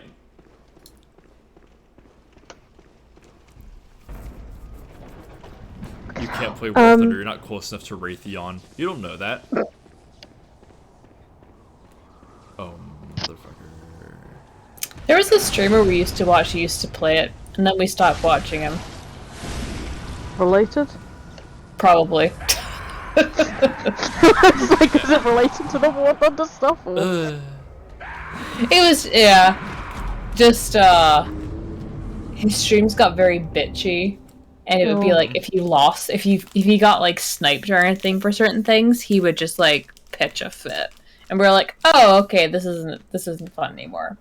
But he also did a lot of, like, yeah, he did a lot of Skyrim stuff, which is why we watched him, because I'm still a Skyrim fangirl. And it just evolved into listening to him complain for an hour and 45 minutes every stream. Yeah, that's bad. That's not good. Yeah. No, like... I'm fascinated by people who will like create a Twitch channel and like a library of content that is based around them not having fun. Like that, I want to get in the head of somebody who does that. I want to study them. It's like what is compelling you to do this? You don't seem to be having a good time. Yeah, like at least when like we go off on bitchy tangents in these streams, we're having a good time doing it. No, there's no point where I'm like saying the inane shit that I do, and it's not something I legitimately enjoy. I try to have fun with. I was I was gonna say, Joy mentioned the streams got too bitchy, and I was gonna say it's a good job we don't get bitchy. Please disregard any statements made about Harry Styles. Good God. Yeah, no. Hoes like to complain. It's fine. But no, I've like I like talk to like other folks on Twitch and like my friends and everything, and they're like, it's very neat that you just like decide like base your content around like what it is you're gonna have fun doing. Remember, the very first thing I ever did that like got any kind of popularity was Kingdom Hearts 2. Like, it was a game that nobody was really keeping track of and was not in the zeitgeist whatsoever. And I was like, you know, let's just do what's fun. Who cares? It is not not at all optimized. Who give a shit? I just wanted to make a platform where I could play Bloodborne and eat Sour Patch watermelons. And you know what? I did it. So what to say? Goal achieved. Yeah, there's nothing more than this. Partner? Fuck that shit. I think you somehow brought it back into the zeitgeist because I have seen like 3 more people play Kingdom Hearts 2 after you did. I will say though, Spitzy, like, Spitzy like showed up on the channel and like immediately adopted the like weird obsession with Ansem that I've cultivated. So I'm proud of that one, I gotta say.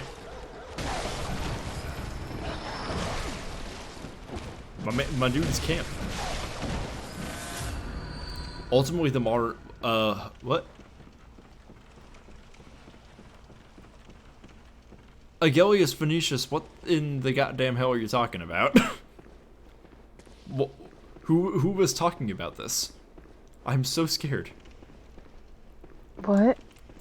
Also Moon of Curses, you're good. Night, buddy. Good night. Sleepy tight. Oh. Oh, I see. I see. Okay. I was like, why are you putting Metal Gear Solid monologues in my chat? What the fuck is it with this woman? She's so stinky. Hurt me.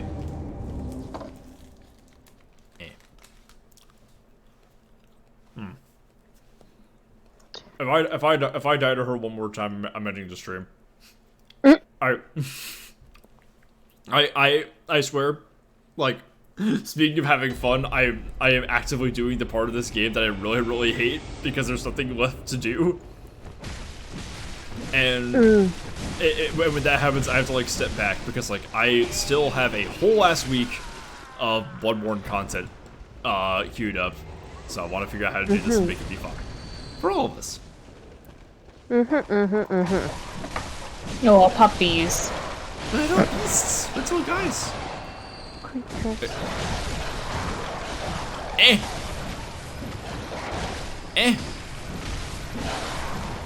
die and be killed, please.